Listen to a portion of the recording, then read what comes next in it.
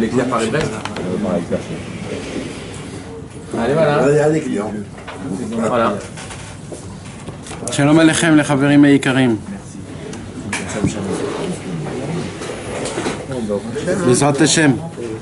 Bien, bien. On va étudier ce soir avec l'aide de Dieu, que Dieu il nous donne la force, Bezrat Hashem, de pouvoir connaître les paroles du tzaddik. Et qu'on puisse, Bezrat Hashem, se renforcer et rentrer dans la kavana du tzaddik, dans ses paroles, pour qu'on puisse faire teshuva, Bezrat Hashem. Et pour qu'on puisse aimer un peu plus Dieu, aimer les Chaverim, aimer la Torah, aimer... d'être content dans cette vie, Bepchitout. C'est ce que Dieu il demande. Qu'est-ce qu'il demande? Va'avat tem et Hashem, kachat asher lo avat et Hashem elokecha besimcha. Kadosh Baruch Hu, il veut pas qu'on le sert quand on n'a pas de la simcha. Kadosh Baruch Hu, il veut que ça se fasse avec de la simcha. Et la simcha, c'est la preuve. La simcha, c'est le tampon. C'est le tampon de ce que tu fais. C'est bien. C'est reçu du ciel. Kadosh Baruch Hu, il aime ça. Et si nous, on est Oved et Hashem et on n'est pas Besimcha, eh ben on perd presque 50% de notre... On perd le tampon. Alors tu as fait ce que tu as fait, il a fait. Mais tu as perdu le Ikar. Le Ikar, c'est d'être Besimcha. La Simcha, c'est la preuve que ce que tu fais, c'est la preuve à Hashem que ce que tu le fais avec un cœur parfait, avec un cœur sans rancune, sans problème, sans mauvaise chose. Bezrat Hashem. Alors c'est pour cela, Bezrat Hashem, ce soir, on se réunit tous ensemble. Pas pour venir entendre un cours, mais pour être ensemble, les Chaverim, pour se voir, pour voir la figure de chacun. Ça nous donne un peu de vitalité. Et ça, c'est important. Et c'est pas rien. Sachez-le, c'est beaucoup. Pour voir nos amis. Pour voir nos amis. De vrais amis. Exactement. Et pour qu'on se supporte, on s'aime chacun. Ben oui, c'est ça le Inyan. Le Inyan, c'est de... Il n'y a pas que moi qui existe. Quand le Goy, il est venu chez Shammai, il lui a dit, le Goy, il lui a dit, apprends-moi toute la Torah sur un seul pied. Alors qu'est-ce qu'il a fait Shammai? Shammai, il a jeté dehors, il lui a donné un coup de pied. Il a dit, qu'est-ce que tu crois que... C'est comme ça que ça marche? Il est allé chez Hillel. Apparemment, d'après la Gemara, on voit que Shammai habitait juste à côté d'Hillel. Donc c'était, normalement, on croit que c'était deux villes. Mais ben maintenant, il habitait un à côté de l'autre. Il est allé chez Hillel, il a dit, Hillel, apprends-moi la Torah sur un seul pied. Et qu'est-ce qu'il lui a dit? Il lui a dit, ce que t'aimes pas qu'on te fasse, ne fais pas aux autres. Ça veut dire quoi? En fait, il lui a appris quelque chose de très très profond. Qu'est-ce qu'il lui a appris? Il lui a appris qu'à part toi, il y a un monde. Il n'y a pas que toi dans le monde. Il y a aussi quelqu'un d'autre. Il y a des autres gens. Il y a une vie. Il n'y a pas que toi. Tu n'es pas le centre du monde. Il n'y a pas que moi. Et moi, je veux kiffer. Je veux manger. Je veux aller aux vacances. Moi. Non. Ce que tu n'aimes pas qu'on te fasse à toi, ne le fais pas aux autres. Il y a aussi des autres. Ça aussi. Il faut réfléchir. Il faut savoir qu'il y a des autres personnes dans le monde. Et Bezrat Hashem. Ce soir, on va étudier la Sikha du Sichot Haran 184. Une Sikha du Sichot Haran qui est très difficile à comprendre. Elle n'est pas dure à comprendre du tout, mais tu peux la lire simplement et passer à la 185 directement. Et malheureusement, et la semaine dernière, comme on devait étudier la Sikha du Sichot Haran 184 et qu'on ne l'a pas fait, pour des raisons spéciales, eh ben... On a compris le message. Ah, Baruch Hashem, c'est ça l'essentiel. Il y a personne qui m'a invité à un café. Hein. Ça prend du temps, David, ça prend du temps. Moi j'ai compris le message. Baruch Hashem. C'est ça l'essentiel. C'est pas vrai, cette semaine, tu as fait un écoute du travers. Il y a beaucoup qui n'ont pas compris le message. Je crois pas. Mais, Est-ce que vous... Moi j'ai pas compris, mais est-ce que ça va mieux? c'est ça, Rav, ou pas ça? C'est ça. Ça va mieux ou pas? Hein? Parce que moi j'ai trouvé un truc. Oh, tu commences toi là-bas. Bezrat Hashem. Non, Bében. Écoutez mes amis, si vous voulez qu'on étudie ce soir la Sikha du Sichot Haran, rien que pour que vous puissiez comprendre que si le Yetzer Hara n'a pas voulu qu'on étudie cette Sikha la semaine dernière, imaginez-vous combien c'est difficile de parler dans cette Sikha Bémet. Parce que quand on va la lire, tu comprends pas qu'est-ce qu'il veut exactement. Tu comprend pas trop le Inyan. C'est très dur. Et ça n'existe pas que... Vous savez qu'est-ce qu'on dit dans la yeshiva? Dans la yeshiva, on dit, si tu crois, quand Rashi il explique la Gemara, si tu crois que ce qu'il a expliqué, c'est simple, et qu'il n'aurait pas dû expliquer, donc, c'est que tu n'as rien compris. Parce que Rashi, chaque goutte d'encre qu'il a mis, il a craché du sang avant. Donc si tu lis un Rashi, et tu dis, je comprends pas, il a rien été Mechadesh là. Il a juste expliqué mot à mot ce qu'il a écrit. Si tu crois que c'est comme ça, tu n'as pas compris Rashi. Parce que Rashi, chaque chose, je vous ai dit déjà, Rashi, chaque chose qu'il explique, c'est parce qu'il avait une question avant. Et en fait, ce qu'il explique, c'est la réponse à la question qu'il avait. Alors, c'est quoi quand tu traduis ça en français? De quoi, le Rashi? C'est quoi la Kavana profonde? C'est quoi, il traduit justement en français? Exactement. Et ben c'est ça. Et ben il faut trouver. Il y a un jour un grand tzaddik que quand il étudiait Shnai Mikra Vechat Targum avec le Rashi tous les vendredis, il sautait tous les mots qu'il disait en français Rashi. Tu sais, quand Rashi dit des fois, comme on appelle Belaaz, et il écrit un nom en latin. Ouais. Alors il disait, puisque je comprends pas le latin, pourquoi je vais le lire? Bah oui. D'accord? J'ai pas. Ouais. Alors, un jour, un très très grand tzaddik, je ne me rappelle plus, un élève du Baal Shem Tov est rentré dans la synagogue et il a vu comment ce monsieur, quand il lisait le Shnai Mikra Vechat Targum, il sautait tous les mots de latin que Rashi rapporte. Il lui a dit Aïkar Chassar Me'asefer. Il lui a dit l'essentiel t'as pas lu. Il dit justement Rashi, quand il apporte un nom de latin et il dit chez Corinne Belaaz, et il a écrit là-bas, c'est justement là où Rashi fait rentrer une quantité de secrets qu'il veut pas, il peut même pas te l'expliquer en hébreu, alors il te le dit en latin. Et il y a des chidushim qu'on ne peut même pas imaginer. Il y avait un très très grand tzaddik qui s'appelait Rabbi Shimshon de Ostropoli. Rabbi Shimshon de Ostropoli, c'était un grand, il était un tout petit peu avant le Baal Shem Tov. Et il habitait en Ukraine ou en Pologne.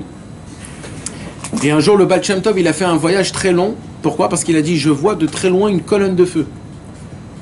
Colonne de feu, je veux voir c'est quoi cet endroit. Il a pris la calèche, il a commencé à voyager. Il a voyagé.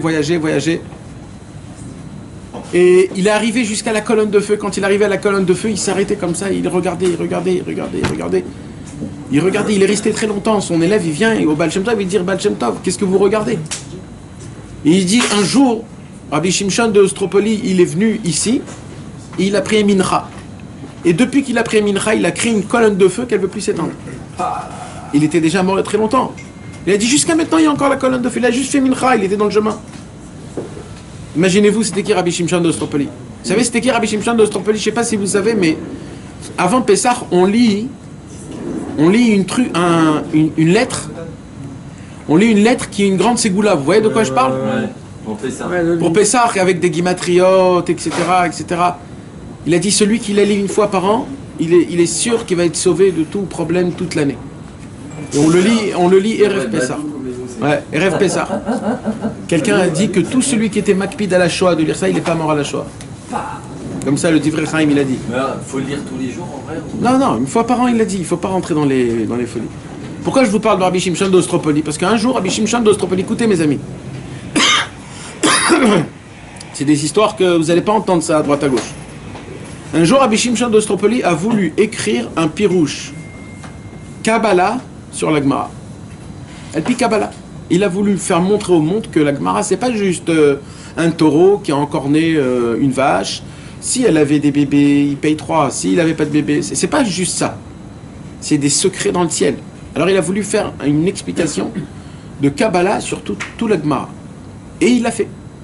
Quand il a terminé d'écrire tout le pirouche sur la Gemara El Pi Kabbalah, il a vu que c'était une tonne de livres. Plus de 100 livres il avait écrit. Alors il a dit, c'est pas possible. Qui va lire tout ça?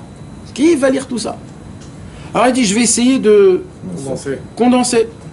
Alors il a pris ces 100 livres-là qu'il avait écrits, il les a condensés. Le plus qu'il pouvait, il est arrivé à 50 livres. Il a dit, 50 livres, c'est aussi quand même beaucoup. Il faut que je condense. Il a condensé. Il est arrivé à 30 livres. Il a dit, 30 livres, c'est aussi beaucoup. À la fin, il a condensé 7 fois, il a condensé. 7 fois, il a condensé. Et dès qu'il a condensé après 7 fois, il a vu que c'est mot à mot Rashi. Mot à mot Rashi. Vous imaginez? Alors nous, on croit que Rashi, des fois, il dit des mots. Rashi, chaque mot, chaque lettre, chaque chose, c'est des mondes en entier. On ne peut pas comprendre ce que c'est. Pourquoi je vous parle de tout ça? Parce que si Rabbi Nathan, il a écrit dans la Sikha du Sichot Haran 184, ce qu'on va étudier ce soir, s'il a écrit, c'est pas que pour qu'on puisse lire et passer directement à la 185. Si Rabbi Nathan, il a écrit dans le Sichot Haran, c'est que ça fait partie, c'est un fondement, c'est un pilier qu'il faut le prendre et il faut Alors Bezrat Hashem, on va essayer avec l'aide de Dieu on va essayer d'expliquer plus ou moins le Inyan. Avant ça, avant qu'on lise la Sikha, je voudrais faire une introduction. Parce que si on a une belle introduction, une bonne introduction, on pourra comprendre la Sikha du Sichot Haran. Cette introduction qu'on va étudier ensemble, mes amis, c'est pas une introduction comme vous croyez. C'est une introduction qui est une introduction de toute une vie en entière. C'est des yesodot qu'on peut même pas s'imaginer, mes amis. C'est vraiment important. C'est vraiment, vraiment, vraiment important. Parce que celui qui va comprendre ce qu'on va dire ce soir, eh ben, je peux vous garantir, c'est pas moi qui vous garantis ça, c'est la Torah qui vous garantit ça, que sa vie, elle sera beaucoup plus pénible que les autres. Elle sera comme il faut. Paisible, pardon. Elle sera beaucoup plus. C'est l'inverse. Celui qui comprend pas le chidouche, sa vie, elle est pénible. Sa vie, elle est pénible. Et celui qui va comprendre ce qu'on va parler ce soir, il pourra vivre une vie paisible. Bémet, paisible, mes amis. Combien on demande des fois quand c'est difficile. Des fois c'est trop difficile, t'en peux plus, tu sais plus, t'as envie de baisser les bras, t'es fatigué. Comment alors comment quoi? C'est toujours un combat, c'est toujours le combat, il est difficile tout le temps. Alors les tzadikim nous apprend que non. Les tzadikim nous apprend que non. Les tzadikim nous apprend que exactement à l'envers. À l'envers c'est quoi? C'est que justement c'est facile. Justement, c'est facile à porter, c'est facile, c'est pas compliqué. Surtout dans notre génération que c'est difficile, tout est difficile dans notre génération. Donc, il y a dans le Chumash Dvarim, mes amis, vous savez, c'est Moshe Rabbeinu qui a écrit le Chumash Dvarim. Le Chumash Dvarim, en fait, c'est le livre de Moussar de Moshe Rabbeinu. Moshe Rabbeinu, avant de mourir, il a écrit un livre. Et c'est quoi le livre qu'il a écrit, Moshe Rabbeinu? C'est le Chumash Dvarim. Avant de mourir, il a dit au moins je vais laisser quelque chose au peuple. Je vais pas mourir et je vais partir sans rien. Je vais leur écrire, c'est quoi le fondement, la base de toute la Torah, de tout ce que c'est Hachem. Et il a écrit en 1 mois et 1 semaine tout le Chumash Dvarim. En un mois, il a écrit tout le Chumash Dvarim. Dans le Chumash Dvarim, il y a là-bas, mes amis, mamash, toutes les clés pour être un bon juif. Pas besoin plus que ça. Pas besoin plus que ça. Pas besoin. Dans le Chumash Dvarim, il y a toutes les clés pour être un bon juif. Un bon juif. Et vous allez voir, il n'y a pas des choses écrites qui sont difficiles. C'est des choses qui sont simples. Dans la paracha Tekev, mes amis, il y a écrit une paracha. Il y a une paracha. Dans la paracha Tekev, il y a une paracha. Ça s'appelle la paracha de la Teshuvah. Ça s'appelle la paracha de la Yirat Shamayim. Il y a une paracha dans la Torah qui s'appelle la paracha de la Yirat Shamayim. Vous savez c'est quoi la Yirat Shamayim, mes amis? C'est quoi la Yirat Shamayim? C'est quoi la crainte de Dieu? C'est quoi? C'est avoir peur de Dieu. Il y en a qui disent que Yirat Shamayim, c'est pas juste crainte du ciel, c'est aussi voir le ciel. Parce que Yirat, c'est du mot Ra'a. Roé. C'est de regarder le ciel. C'est ça la Yirat Shamayim. C'est un homme qui n'a pas encore désespéré de regarder le ciel. Vous rappelez l'histoire, la grande belle histoire de Rabbeinu Akadosh, où Rabbeinu Akadosh, il avait un élève. Un jour, Rabbeinu, il était dans un voyage. Il était avec Rabbi Haikel. Et il voyageait. Et un jour, Rabbeinu, il devait s'arrêter dans le voyage. Pourquoi? Parce qu'il y avait la maison de son élève, un autre élève. Alors Rabbeinu, il dit à Rabbi Haikel, on va s'arrêter, on va voir notre ami. Rabbeinu, il descend de la calèche. Rabbi Haikel, il descend de la calèche. Il rentre dans la maison de son élève. Et là, il voit Un matzah. qui est vraiment noir dans les yeux.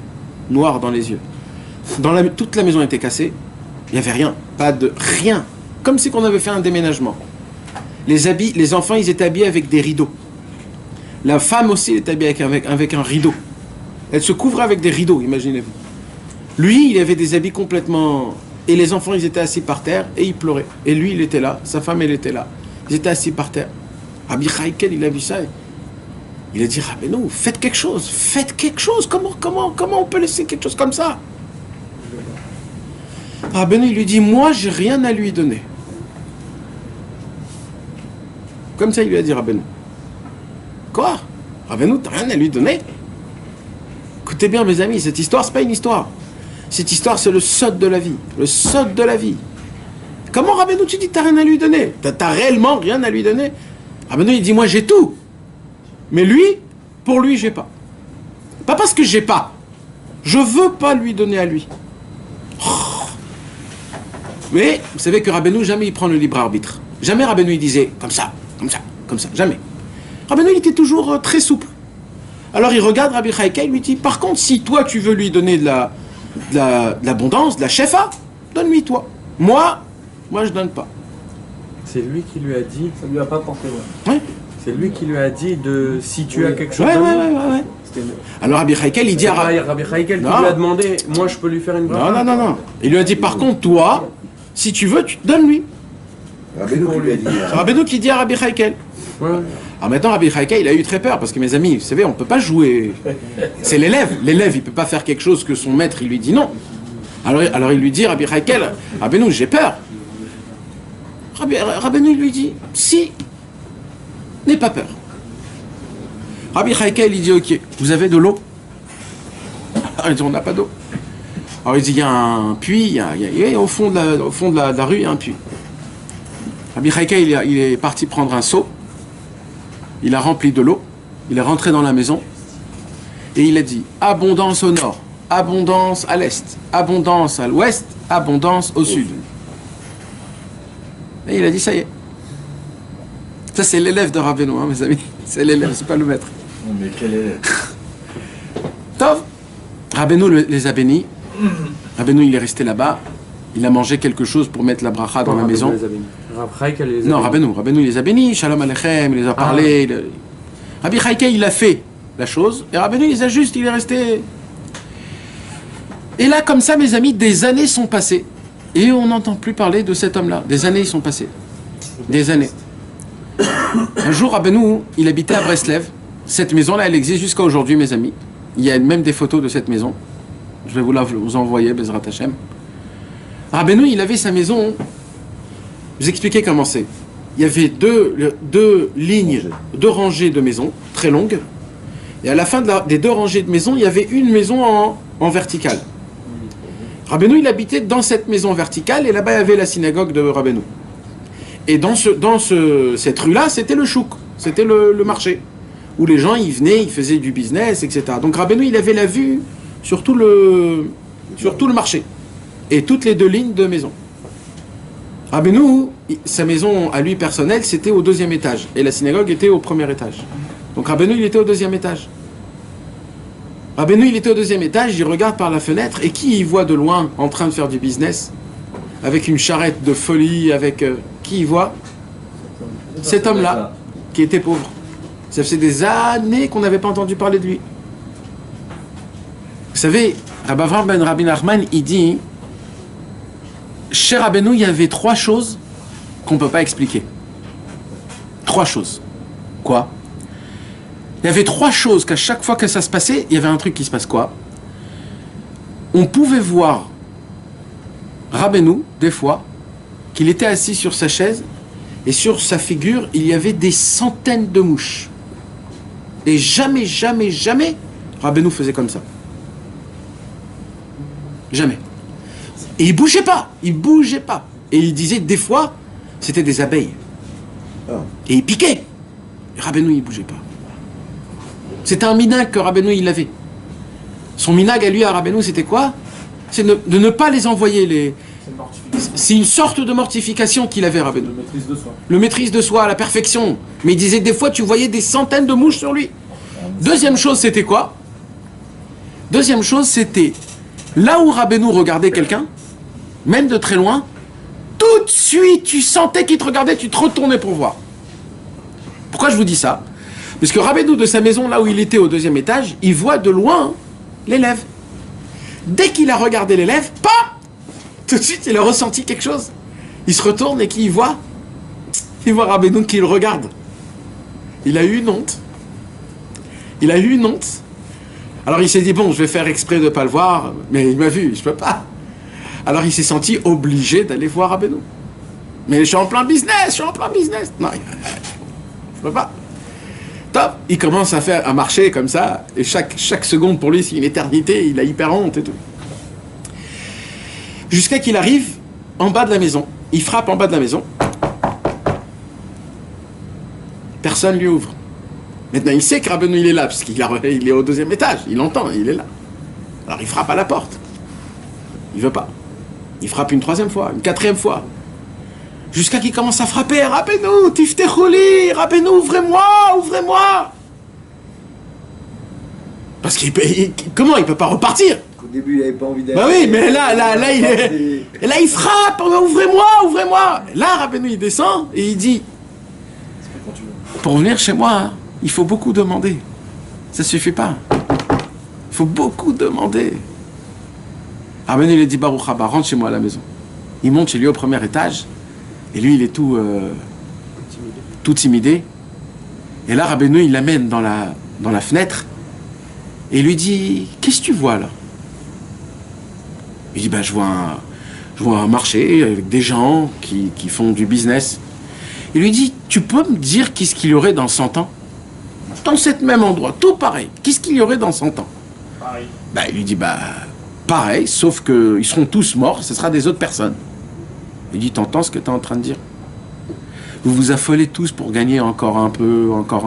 Mais dans 100 ans, ils seront tous morts. Tout ça, sauf cette bourse-là que vous voyez, 100, 200, 400, là, la bourse, on s'entend pas dans la bourse. Tout le monde crie, tout le monde veut acheter, je vends, j'achète. Mais qu'est-ce que tu t'affoles? Tu vas crever bientôt, là. C'est ça le plus important, c'est ça le truc important. Il lui dit, vous allez tous mourir. Et le pire de tout, c'est quoi? C'est que dans 100 ans, il y aura les mêmes gens qui vont croire que Bémet, je vais vivre 1000 ans et je vais faire beaucoup d'argent. Et là, Rabbeinu le regarde dans les yeux et lui dit, dis-moi, t'as regardé aujourd'hui le ciel? Et là, il a eu une honte. Mais comme par hasard, il y avait qui à la maison? Rabbi Haikel. Rabbeinu, il dit, Haikel, viens ici. Regarde ce que t'as fait. Tu te rappelles quand on était venu à la maison? Il avait rien. Tu lui as donné de l'abondance. Regarde ce qu'il est devenu. Et là, Rabbi Haikel, il a dit, pourquoi chaque fois j'interviens là où il faut pas? Pourquoi Rabbeinu, il a dit, j'ai rien à lui donner? Parce qu'il savait que si je lui donne quoi, qu'est-ce qui se passe? Il va oublier Hachem. Alors qu'avant, il était proche de Dieu, il était Bessimcha. Alors c'était difficile, Nahon. Mais au moins, il faisait la chose pour laquelle il est venu dans ce monde. Et pourquoi il n'a pas dit à son élève de le faire? Non. Parce que c'est comme ça, Rabbeinu. Comme ça. Un jour, écoute bien cette histoire. Non, mais il sait qu'il va baisser en émouna parce qu'il voit plus loin. Ça a donné une leçon à... C'est pas comme ça. Rabbeinu, toujours c'est comme ça, Rabbeinu. Là, son élève, il se sent coupable. Oui, d'accord. Tu n'aurais jamais appris ça s'il n'y avait pas eu ça. L'histoire avec le Khazan, là. Mais toujours, Rabbeinu, c'était comme ça, toujours. Jamais Rabbeinu, il était... Je vais te raconter une autre histoire. Rabbi Aaron, le Rav de Breslev, qui était un des 2 témoins du Tikkun HaKlali, donc c'est pas stable. Il vient la dernière année à Ouman, la dernière année de Rosh Hashanah, et il dit, Rabbeinu, j'ai une très grande question. Rabbeinu, il dit, ah bon, qu'est-ce qu'il y a? Il lui dit, moi, je veux être à Ouman avec vous. Mais comme ma communauté est là à Breslev, si je lâche la communauté, où ils vont aller prier? Il lui dit, vas-y. Rabbeinu, il lui a dit, comme ça, c'est sûr qu'il faut que tu restes à Breslev. Reste à Breslev, t'as toute ta communauté. Il lui dit, c'est plus important. Alors il dit, ok, merci, Rabbeinu Toda. Et là, il commence à partir. Dès qu'il commence à partir, Rabbeinu, il fait, oh, qu'est-ce que tu vas nous manquer?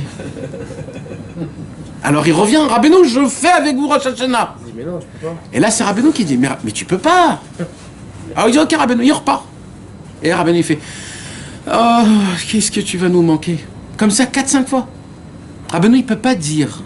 Parce que s'il dit, t'as plus de libre arbitre. Rabbeinu, il veut que ça soit ton choix à toi. Tu comprends? C'est ça la beauté de Rabbeinu. C'est que Rabbeinu, c'est pas il te dit, fais comme ça, fais comme ça, fais comme ça. Non. Tu vas toi-même choisir toi-même de devenir un tzaddik, toi-même. C'est ça la plus grande. La grandeur. C'est toi-même qui vas le choisir. Ce soir, je vais dans la forêt faire une bonne doute. Si par exemple Rabbeinu il vient, il dit ce soir tu vas dans la forêt de Bonne, bien sûr que tu vas aller. Mais Rabbeinu il te le fera pas. Alors qu'est-ce qu'il va faire? Il va te l'écrire dans l'écoutette. Maintenant, le jour où toi tu vas te réveiller, tu vas le prendre dans tes mains, là ça sera à toi 100%.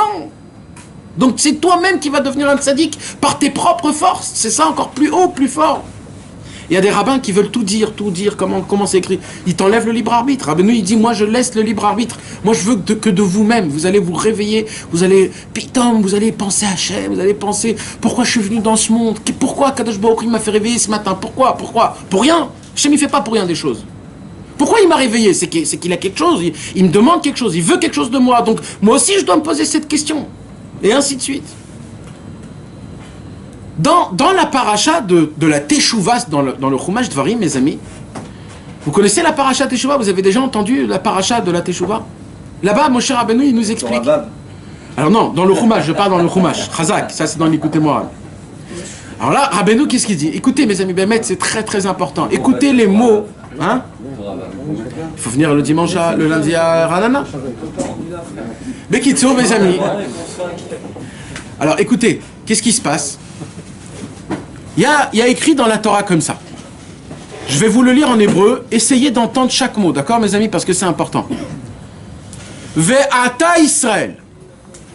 Ma Adonai Elohecha shoel meimach. Ki im leira et Adonai Elohecha. La lechet bechol drachav. Ou le'ahava oto. Ve'la'avod oto. Vous savez qu'est-ce qu'il y a écrit là? Et maintenant, Israël, qu'est-ce que Dieu il vous demande? Il vous demande quoi? De grimper le Everest? De faire l'Himalaya? C'est quoi qu'il vous demande? Ma Hashem Elocha Shoel Mi'imar. Qu'est-ce que Dieu il te demande? Ki im leira, juste d'avoir crainte, juste de marcher dans son chemin et juste de l'aimer. C'est tout. C'est tout ce qu'il te demande, Hashem Itbarach. Aime-moi. Et crains de moi, c'est tout. Alors toi tu dis, mais même ça, la lechet bat dachav. Oui, on va accomplir toute la Torah quand même. Oui, non, là il te demande, c'est simple, il n'y a pas beaucoup de choses. Dès que tu as la crainte et l'amour, tu as tout le reste. Anochi velo yelecha, c'est les deux premiers commandements. Maintenant mes amis, ça, tout le monde le lit. Tout le monde le lit, tout le monde connaît cette paracha, tout le monde sait ce qu'il y a écrit dedans, et on reste des ânes battus. Battés. Et malheureusement, mes amis, il n'y a pas d'effet sur nous. Pourquoi il n'y a pas d'effet? Parce qu'on ne comprend pas ce qu'il y a écrit réellement là. Rabbi Nathan, il pose la question, qu'est-ce qu'il y a écrit là? D'abord, j'ai une première question, il dit Rabbi Nathan. Ça veut dire quoi, Ve'ata Israël? Et maintenant, juif. C'est quoi maintenant, Ve'ata? Ata, avec un aïn, ça veut dire maintenant. Et toi, Israël? Non, pas toi. Ata avec un aïn. Avec un aleph, c'est toi, Ata. Mais Ata avec un aïn, ça veut dire maintenant. Israël, c'est Kolam. Donc ça veut dire quoi? Et maintenant, tout le peuple juif. C'est quoi et maintenant? Pas après, pas avant. C'est quoi Ata? Il aurait pu dire juste Israël. Ma Hashem Elokecha Shoel Meimach. Qu'est-ce que Dieu te demande? Qu'est-ce que tu as reçu la Torah et tout ça maintenant? Alors pourquoi il le dit? C'est pas au premier Dvarim, Chumash Dvarim, au tout début. Pourquoi pas après? Pourquoi pas avant? C'est en plein milieu du Chumash. Bah, attends, il faut savoir ce qu'il y avait avant alors. Non, il y a pas. C'est un mot qui est en plus, il dit Rabbi Nathan. C'est un mot que ce mot-là, on n'est pas obligé d'avoir ce mot-là. Ve'ata Israël ma Hashem Elokecha Shoel Meimach. Ça veut dire quoi? Et maintenant Israël. Ça veut dire quoi? Et maintenant? Et quoi? Et avant non? Et après non? Que maintenant? Pourquoi il a écrit Ve'ata? Moi, Shani, Mistalef. Et où il sait qu'il va mourir. Alors, il peut plus les mener.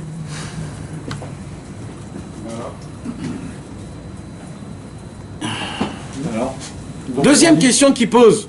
Il leur dit qu'il pouvait quoi faire. Deuxième question qu'il pose Rabbi Nathan. C'est quoi qu'il pose comme question Rabbi Nathan? Il dit, là-bas il y a écrit comment? Vata Israël ma Adonai Elohecha Shoel Meimach. Qu'est-ce qu'il y a écrit? Ki im leira. Et maintenant Israël, qu'est-ce que Dieu vous demande? Que de le craindre. La Gemara elle pose la question. Que? C'est très dur de le craindre. Tu as fait ça comme si que c'est quelque chose de tout petit. Naran? Vrai ou faux? Alors, pourquoi il y a écrit Ki'im? T'entends, Jérémy? Mes amis, celui qui croit que c'est un compliqué, il va tout perdre. Alors, il faut que vous compreniez. Non, mais au début, t'as dit que l'Aïrat Shamaim, c'est peut être aussi de regarder le ciel. Ouais, d'accord. Ouais, c'est un rapport, ça, par rapport. Non, on parle, c'est quoi l'Aïrat Shamaim? C'est quoi de l'Aïrat Shamaim? C'est de sentir que Dieu est avec toi tout le temps. C'est ça, Yirat Shamaim. Yirat Shamaim, c'est de vivre Dieu. Mamash. Quand tu marches, quand tu manges, quand tu es au bureau, quand tu es chez toi à la maison en slip, il y a Hachem Itbarach qui est là. Qui te regarde. Il est là, il est toujours avec toi. Ça s'appelle la Yirat Shamaim. Donc, qu'est-ce qui se passe? Si tu as envie de faire quelque chose qui est interdit, tout de suite, amène Hachem, il est juste là. Est-ce que devant mon copain, j'aurais fait ça? J'aurais pas fait ça. Ça s'appelle la Yirat Shamaim. C'est ça de la Yirat Shamaim. La Yirat Shamaim, il faut qu'on en a dans le lit, dans les toilettes, quand on va partout, parce que Dieu il est partout. Donc on doit voir Dieu. Donc ça c'est très difficile apparemment, c'est difficile, c'est dur d'avoir de la Yirat Shamaim. Alors pourquoi la Torah elle dit comme si que c'est rien du tout? Qui im le ira, que vous craignez. Quoi Hachem, c'est petit d'avoir de la Yirat Shamaim. Mais non, c'est la racine de tout. De la ira, tout va plus fort.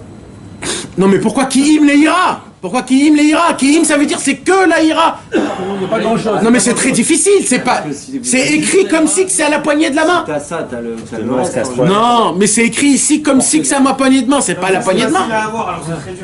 C'est parce que nous on se prend pas la tête à chercher midi. Non, on l'a pas en nous. On l'a pas en nous.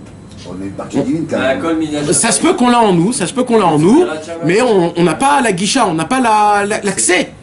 On n'a pas le. C'est pas parce que nous on cherche n'importe. Alors mes amis, ça c'est la Gemara qui pose la question. C'est la Gemara, c'est pas Rabbi Nathan, c'est la Gemara qui pose la question. Vechi ira miltazutratai. Est-ce que la crainte de Dieu c'est quelque chose de petit? C'est énorme. Alors la Gemara elle dit un chidouche. Qu'est-ce qu'elle dit la Gemara comme chidouche? Il dit la Gemara que en fait ça, c'est qui a dit à qui? C'est pas Moshe au peuple juif, c'est Hachem à Moshe. Et pour Moshe, la yira c'est quelque chose de petit. C'est pour ça qu'il y a écrit ki im. Comme ça elle dit la Gemara. Rabbi Nathan il rapporte la Gemara. Oui, mais attends, c'est que le commencement de l'explication. Ça c'est le pshat. Ça c'est le pshat. Maintenant Rabbi Nathan il rapporte cette Gemara et il dit même cette Gemara je la comprends pas. Pourquoi? Parce qu'il n'y a pas écrit ici Vaïdaber Hachem el Moshe les morts. Il y a juste écrit Ve'ata. Israël. Il y a écrit Israël.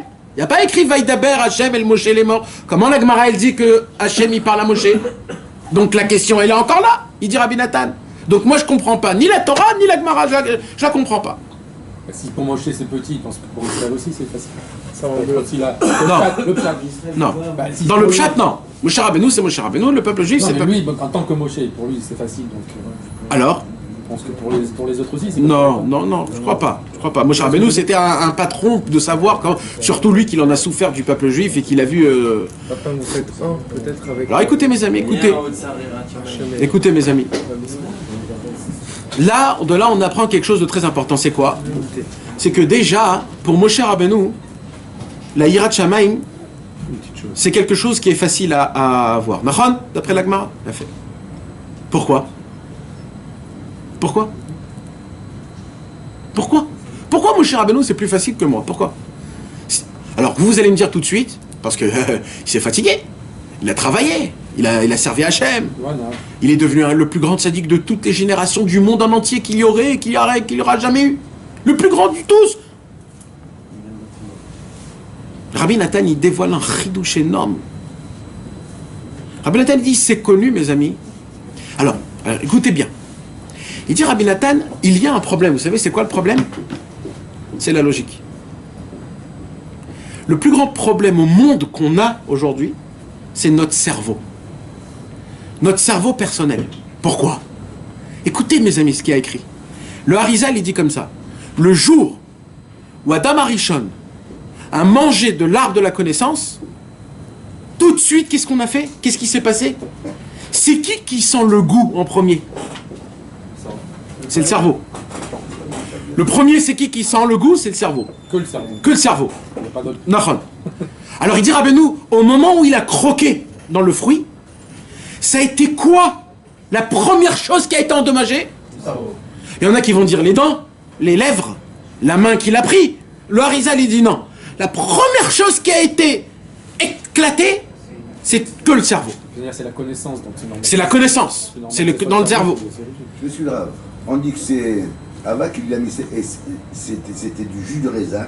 Il y a plusieurs. Dans la Gemara, il y a plusieurs. Dans la Gemara, il y a plusieurs.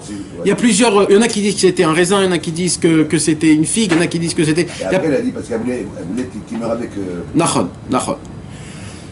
Il dit le Harizal, qu'est-ce qui s'est passé au moment où Adam Arishon il a mangé de l'arbre de la connaissance? Il dit depuis cette seconde-là, tous les êtres humains jusqu'à la fin de tous les temps, Ils ont le cerveau éclaté. ils ont le cerveau pagoum. C'est quoi pagoum? Endommagé. Ça veut dire quoi? Il dit le Harizal, il explique, on veut savoir. Il dit ça veut dire quoi? Il dit avant le Harizal, on pouvait atteindre Hachem sans étudier la Torah. Pourquoi? Parce que notre cerveau a les mêmes capacités pour atteindre Hachem comme pour comprendre ce monde-ci. Mais maintenant que Adam Arishon il a mangé de l'arbre de la connaissance, on a éclaté notre cerveau et maintenant on ne peut pas atteindre Hachem qu'en étudiant la Torah. C'est pour cela que la Torah a existé. Est-ce que vous comprenez jusqu'à maintenant? Comme ça est-il le Harizal. Rabbi Nathan il nous explique que c'est pas juste en étudiant la Torah comme on croit que grâce à ça ta tête elle va devenir comme il faut. Il dit pourquoi? Il dit parce que quand un homme il a un problème dans son cerveau, automatiquement tout ce qu'il étudie, il le rend problématique comme son cerveau. Alors Rabbi Nathan il dit je comprends pas. Nachon? Bonne question. Alors il dit Rabbi Nathan alors qu'est-ce qu'on doit faire alors? Si tout ce qu'on étudie on le déforme, comme c'est écrit dans les Teilim, Achat Elohim Diber, Shtaim Zu Shamati. Dieu il dit une chose, j'entends deux choses. On est des vrais problèmes. Alors il dit Rabbi Nathan, qu'est-ce qu'on doit faire? Alors il dit Rabbi Nathan, pour ça, il faudrait revenir avant la faute. Et qui c'est qui était dans la faute? Qui est parti du corps de Adam Arishon avant la faute? Quand Adam Arishon est venu pour manger l'arbre de la connaissance, il y a eu 5 âmes qui sont venus chez Adam Arishon et qui lui ont dit Adam Arishon, ne mange pas. Pourquoi? Parce que tous les 600 000 âmes, ils étaient dans le corps d'Adam Arishon. Et il y en a eu 5 qui sont venus et qui ont dit Adam Arishon, ne mange pas. Mais Adam Arishon, il a dit si, je vais quand même manger, je veux connaître Dieu. Mais Dieu, il t'a dit que non. Et là, ces 5 âmes-là, qu'est-ce qu'ils ont dit? Si tu manges, on devra sortir de toi. Tu seras tout seul. Adam Arishon, il a dit je mange quand même. Et avant de manger, 5 âmes sont sorties de son corps. Moshe Rabbeinu, Rabbi Shimon Bar Yochai, le Harizal, le Baal Shem Tov et Rabbi Nachman de Breslev. Ces 5 là, mes amis, eux-mêmes, ces 5, c'est les seuls qu'ils ont dit sur eux-mêmes qu'ils étaient dans le corps d'Adam Arishon et qu'ils sont sortis. C'est que les 5 qui ont dit ça. Chacun de son côté. C'est un chidouche quand même. Il dit Rabbi Nathan, donc de là j'apprends comment je vais faire pour ne pas endommager mon cerveau, puisque mon cerveau il est déjà endommagé, donc tout ce que j'étudie, je le déforme. Il dit Rabbi Nathan, de là vient la fameuse parole que Rabbeinu il a dit, jetez votre cerveau, pourquoi? C'est très important le cerveau. Non, le tien, il est déformé. Alors qu'est-ce que je vais faire sans cerveau? Et annule-toi aux tzadikim qui n'ont pas participé à la faute de Adam Arishon. Quand tu t'annules à eux, comment tu annules ton cerveau? Comment on annule le cerveau, Jérémie? Quand tu prêtes pas importance à ce que tu crois et à ce que tu penses. Quand tu dis ce que je pense et ce que je crois et ce que je comprends, c'est complètement déformé. C'est déformé. Alors c'est qui n'est pas déformé? Les tzadikim qui n'ont pas mangé de l'arbre de la connaissance. De là, il vient, il dit Rabbi Nathan, maintenant je comprends le pasouk, c'est quoi? Vata Israël ma'adonai Eloch hashol me'imarkim le'ira. Écoutez ce chidouche, comment il est énorme. Ki im le'ira. Nous on pose la question, c'est quoi qu'on pose comme question ici? Que la ira, mais la ira c'est un grand problème.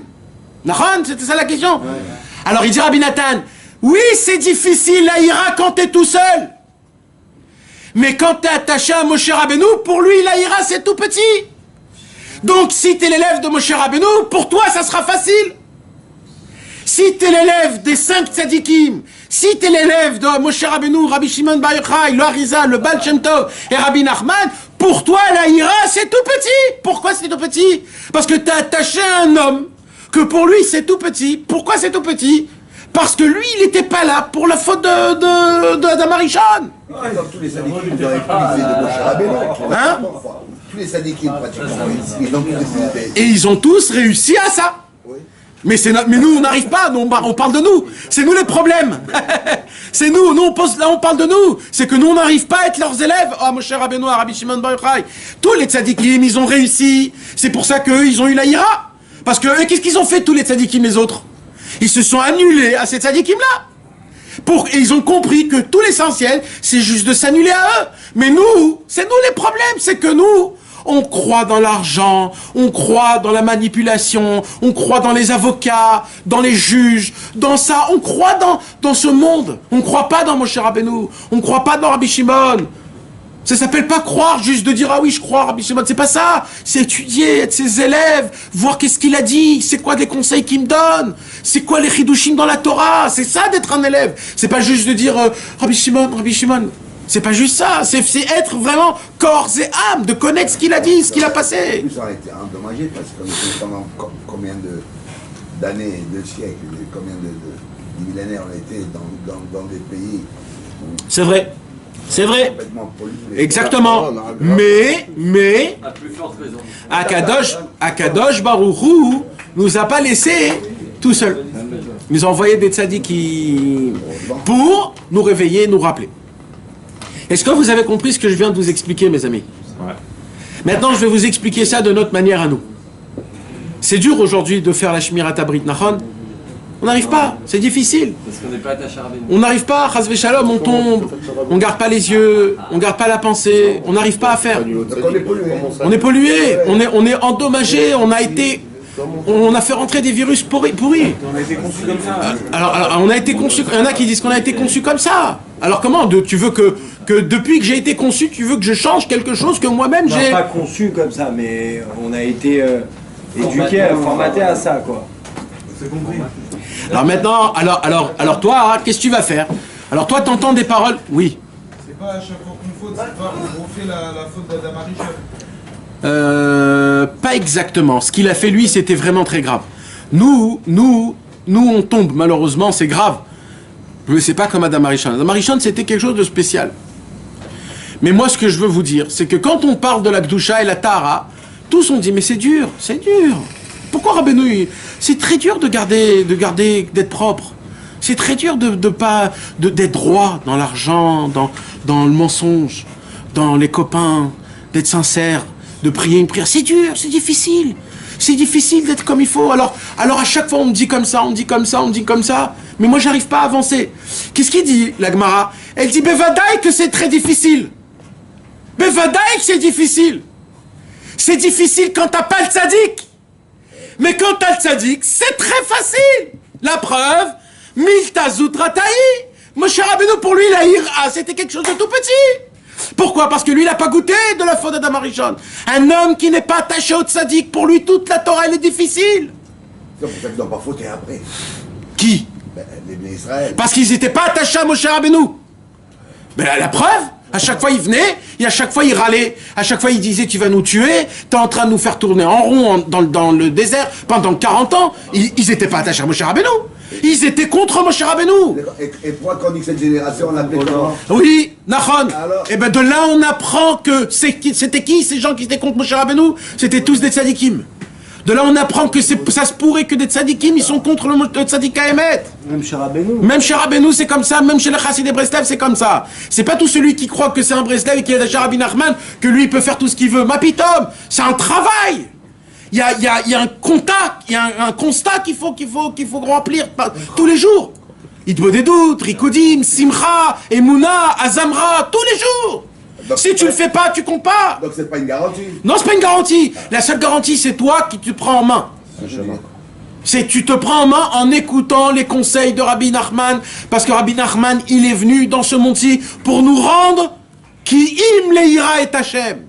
Quelque chose de petit et de facile. Alors tu sais quoi?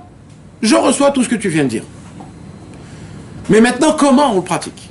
Ok, comment? Ok, tout de suite là, maintenant j'ai compris. Si on est attaché au tzaddik, alors ça devient facile. La vodat Hashem, elle devient facile. Ok, par quoi ça commence? Vas-y, dis-moi tout de suite là. Maintenant, comment je commence? Comment ça commence? Qu'est-ce qu'il faut que je fasse? Il faut que j'appuie. L'attachement déjà. Alors on revient à la première question. C'est quoi la première question? Quelqu'un se rappelle? Maintenant. C'est quoi le mot ve'ata? D'accord? C'est quoi le mot ve'ata? Pourquoi il y a écrit ici et maintenant? Il dit Rabbi Nathan, maintenant je vais vous expliquer c'est quoi la Yirat Shamayim. Vous savez c'est quoi la Yirat Shamayim? Écoutez bien, ouvrez vos cœurs mes amis. Il dit Rabbi Nathan comme ça. Comment ça commence? Toi, dans ta vie, tu dois essayer de faire ce que tu peux. Tu fais ce que tu peux. Ce que tu peux. Fais-le sincèrement. Tu vas commencer à faire ce que tu peux. Tu te réveilles le matin, tu vas au mikvé, tu mets les téfilines, tu pries à la synagogue, et dès que tu commences à prier un petit peu, ta tête elle est en train de partir, je sais pas où, en Thaïlande, et tu te dis oulala, attends, c'est très grave, là, j'ai des téfilines sur moi, oulala, il faut pas, vite, je me remets dans la prière, et à peine tu dis Baruch Shamar, dans un Concorde, t'es parti je sais pas où, tu es arrivé dans une île, mon frère, que Dieu nous en préserve, à Berginam. D'un coup, t'es... C'est un petit imbécile. Et d'un coup, qu'est-ce qui se passe? Et d'un coup, t'es là-bas, mais tu peux plus partir là-bas, parce que là-bas, t'as les ailes qui commencent à pousser de tous les côtés. Et là, tu dis, oulala, j'ai mes tefs, Baruch Shamar, je peux pas. Et là, tu essayes de te remettre dans la tefila. Mais là, mon frère, ça va tellement vite aujourd'hui la prière que à peine tu penses, ils sont déjà au Kriyat Shema, et à peine tu te réveilles, ils sont déjà allés nous les chaber. En 5 minutes, tu te retrouves à la fin de la tefila et tu te dis, c'est marrant, ça fait 1 heure qu'ils prient. Pendant 1 heure, j'ai pensé à tout sauf à la tefila. Tu enlèves tes tefs et tu dis, qu'est-ce que je suis un naze? Comment c'est comme ça que je... Comment c'est possible un truc pareil? J'ai essayé, j'ai tout fait comme il faut, j'ai essayé de me concentrer. Comment c'est possible quelque chose comme ça? Là, Rabbi Nachman, il vient et il dit, je peux te proposer une petite proposition? Toi, tu lui dis oui. Tout ce qui s'est passé, c'est pas grave. C'est pas grave. Maintenant, lis un Teilim avec Bekavana. Un seul, un tout petit. Tu peux dire Shir la Ma'alot et Saena, Yale Harim. Tu peux le dire ça, mais avec Kavana. Tu peux le faire. Fais-le. Tov, je prends le Shir la Ma'alot et Saena, Yale Harim, et je commence à le faire Bekavana. Ça prend 1 minute 30. Je le termine. Je dis, ouais, mais 1 minute 30, toute la tefila, je l'ai pas fait. Rabbi nous dit, attends, tu me crois pas?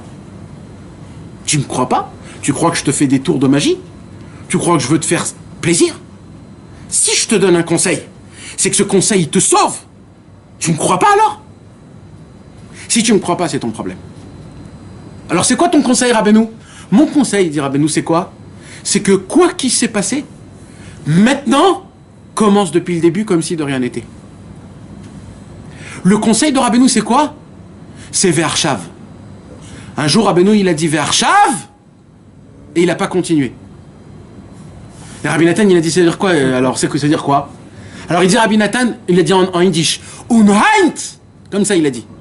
Unheint, Ve'arshav, et il n'a pas continué. Alors, ça veut dire quoi? Rabbi Nathan, il a dit, de là, ça veut nous dire que quoi? Que tout le minyan de Rabbeinu, c'est quoi? C'est maintenant. Maintenant, renouveau, comme si de rien n'était. Mais il y a 2 secondes, j'étais dans une discothèque en train de faire des trucs très graves. Il n'y a pas. Maintenant. Maintenant, tu es un tzaddik gamour. Maintenant, tu es le fils de Dieu. Maintenant, tu appartiens à Moshe Rabbeinu, Avraham, Yitzhak et Yaakov. Maintenant, il dit Rabbeinu Akadosh, tout votre vie dépend de quoi? Si vous me croyez sur parole ou pas. Il dit Rabbeinu, parce que celui qui vit que dès maintenant je recommence dès le début, cet homme-là partira de ce monde comme le plus grand des plus grands tzadikim. Il dit Rabbeinu, et vous croyez que quoi avec moi? Vous croyez que moi, quand c'était facile, quand j'étais jeune? Il dit Rabbeinu, vous voulez savoir combien de fois j'ai dit Ve'arshav quand j'étais jeune? Il a dit, ça se pourrait que des centaines de fois par jour, je tombais et je disais, comme si de rien n'était. Maintenant, je commence, maintenant, comme si de rien n'était. Il dit Rabbeinu, un homme qui ne sait pas commencer dès maintenant, de faire comme si de rien n'était, de dire dès maintenant je reprends. Un homme, cet homme-là, il ne pourra jamais avancer dans la Avodat Hashem. Jamais, jamais, jamais, jamais, jamais. Il dira, ben nous, le problème c'est quoi? C'est qu'on fait des conclusions.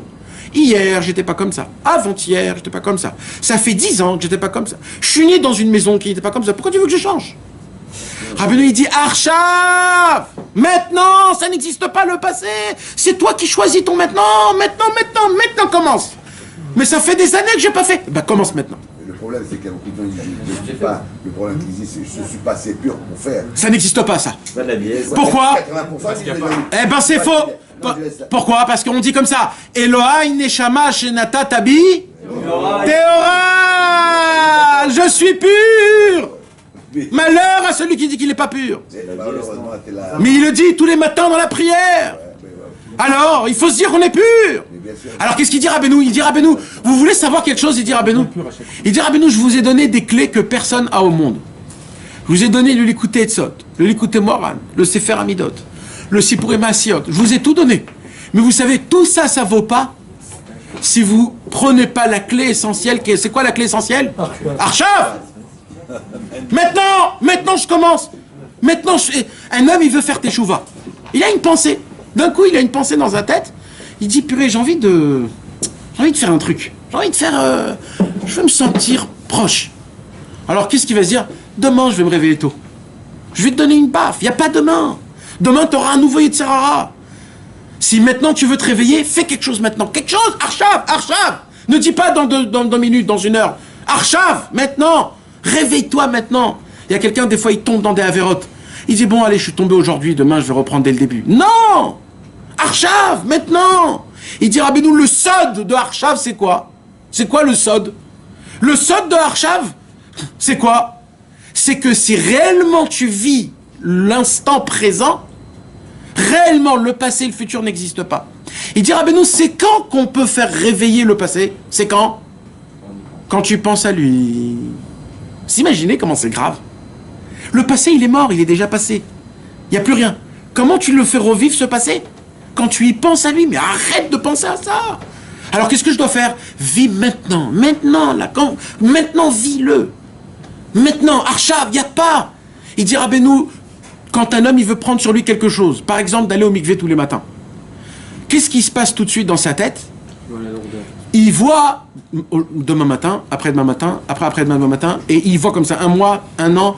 Il dit, oulala, c'est lourd, c'est hyper dur. Il dit, Rabbeinu, Nachan, c'est dur. Alors qu'est-ce qu'on fait? Que demain, que maintenant. Il n'y a pas demain, il n'y a pas après-demain, il n'y a pas. Tu vas aller au mikvé maintenant, va au mikvé maintenant. En plein milieu de la journée, va, tu veux aller, va. C'est pas toi qui te dis, c'est Hachem qui te dit, je vais aller au mikvé.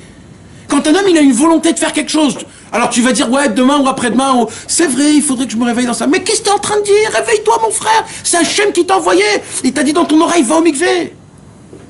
Quand tu as envie d'aller faire une bodédoute dans la forêt, tu regardes, il est minuit, après le cours, tu dis, oh, je suis fatigué, j'ai envie de rentrer à la maison. Mais j'ai envie quand même de faire une bodédoute. C'est Hachem qui dit, va, mon fils, je t'en supplie, va, parle-moi, va faire une bodédoute. Va dans la forêt, va. Toi, tu dis, bon, peut-être demain, peut-être avec les copains. Il n'y a pas, c'est Arshav. Arshav, c'est maintenant. Il dit, Rabbeinu, ça, c'est la clé de toutes les clés. C'est quoi la clé de toutes les clés? Qu'à chaque fois que je tombe, je ne dois pas regarder mes chutes. Je dois regarder quoi? Maintenant, qu'est-ce que je dois faire? Maintenant, je commence depuis le début. Maintenant, comme si que c'est tout nouveau. Ani ayom yeledeticha. Aujourd'hui, je suis né. Vous savez, Rabbi Nathan, il dit dans l'Ikuta Alachot, il Ribit Alachae, il rapporte un midrash, et le midrash là-bas, il raconte, quand Mashiach il va venir, il va se dévoiler devant tout le peuple juif. Tout le peuple juif, ils vont venir chez le Mashiach pour le frapper. Ah oui, vous croyez qu'on va le recevoir avec des tambours et des fanfares? C'est pas ça le midrash il dit. Le midrash il dit on va venir le taper. Pourquoi on va venir le taper? Parce qu'on a trop attendu. Comment tu nous as laissé 2000 ans? 2000 ans tu nous as laissé. Mais t'as pas honte? C'est maintenant que tu viens. Tu nous laisses dans des galères qu'on peut même pas s'imaginer. On va venir le taper. Pourquoi? Parce que chacun il va raconter ses problèmes qu'il a souffert dans sa vie. Et qu'est-ce qu'il dit le midrash? Il dit le midrash, le Mashiach il va dire un seul mot. Et ce mot-là va nous calmer tous. Il va dire Ani ayom yeledeticha. Moi aujourd'hui je suis né. Je connais rien. Il n'y a pas de passé. Il dit le Midrash, quand il va dire ces mots-là, on va comprendre qu'en fait tout ce qui s'est passé, c'était rien du tout. Et aujourd'hui, je suis né. Aujourd'hui, je suis né. Mes amis, si on s'est réveillé ce matin de notre lit, on était en mode mort et on s'est réveillé comme vivant. Quand tu dormais, tu étais un mort. Tu dois te laver les mains parce que tu as l'ange de la mort sur tes ongles. Tu es compté comme un mort. Un homme qui dort dans un lit où sous le lit, il y a des aliments, les aliments, ils sont interdits à être entamés. Pourquoi ? Parce que là où il dort, il y a la toumatmet, il y a l'impureté du mort. Tout ce qu'il y a sous le lit, interdit de manger. C'est pas des bobards ce que je suis en train de vous dire. Quand un homme, il dort, il est mort. Et chaque matin, Kadosh Baruch Hu nous réveille de notre mortalité. On est tous les matins, donc on est tout neuf, il n'y a pas hier et avant-hier. Il y a que maintenant la Vodat Hashem. Il dit Rabbi Nathan, c'est pour cela que comment ça commence ici? Ve'ata Israël. Ma Hashem Elokecha shoel mi'imar ki im le'ira. Il dit Rabbi Nathan, vous voulez savoir quand c'est dur? La ira, la crainte de Dieu, la ira de Shamaim, c'est dur. Quand tu vis pas le Arshav, le Ata.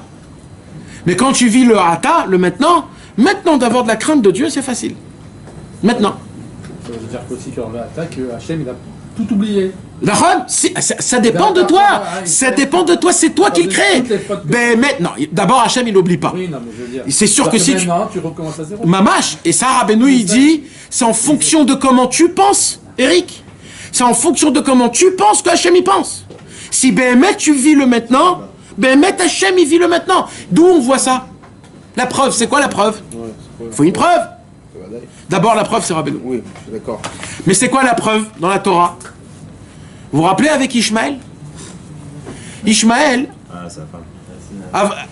Sarah, elle dit à Abraham, dégage Ishmaël, je veux pas, je le supporte pas. Abraham, il entend sa femme, Agar et Ishmaël. Et Abraham, il dit, bon, le kavod, ok, d'accord. Et il lui donne de l'argent, il lui donne des trucs, etc. Et il les renvoie. Il commence à partir, il s'éloignait, et là, il se retrouve sans boire, sans manger, sans rien. Ishmaël, il se met par terre, il regarde le ciel, il commence à prier Hachem, Hachem, aide-moi, je vais mourir. Qu'est-ce qu'il fait Hachem? Tout de suite, il descend et il aide. Tous les anges, ils viennent, ils disent Hachem, tu aides Ishmaël? Mais regarde dans le futur, qu'est-ce qu'il va faire? Qu'est-ce qu'ils vont faire ces enfants au Bnei Israël? Regarde! Qu'est-ce qu'il a dit Hachem? Arshav! Maintenant, comment il est maintenant? Il est bien, je lui donne. Vous imaginez, c'est quoi le sod de Arshav? C'est ça, on lit à Rosh Hashanah. Exactement. Pour le Inyan de la Yitrashut. Exactement. Vous comprenez, mes amis? Comment c'est puissant? Non, on comprend pas. Alors, je vais réexpliquer. Non, mais bien. Ok. Alors, on va réexpliquer dans une autre paracha. On va passer maintenant dans l'histoire de Yosef et ses frères. Vous êtes prêts? L'a fait. Yosef, il est méramez à quoi, Yosef, mes amis? C'est le symbole, c'est le symbolique de quoi, Yosef? Le taureau. Non. Le Yesod. C'est quoi le Yesod? C'est le Brit. Le Brit, bien sûr. Le Brit. Yosef, Tzadik. Il dit Rabbi Shimon Bar Yochai, c'est quoi un Tzadik?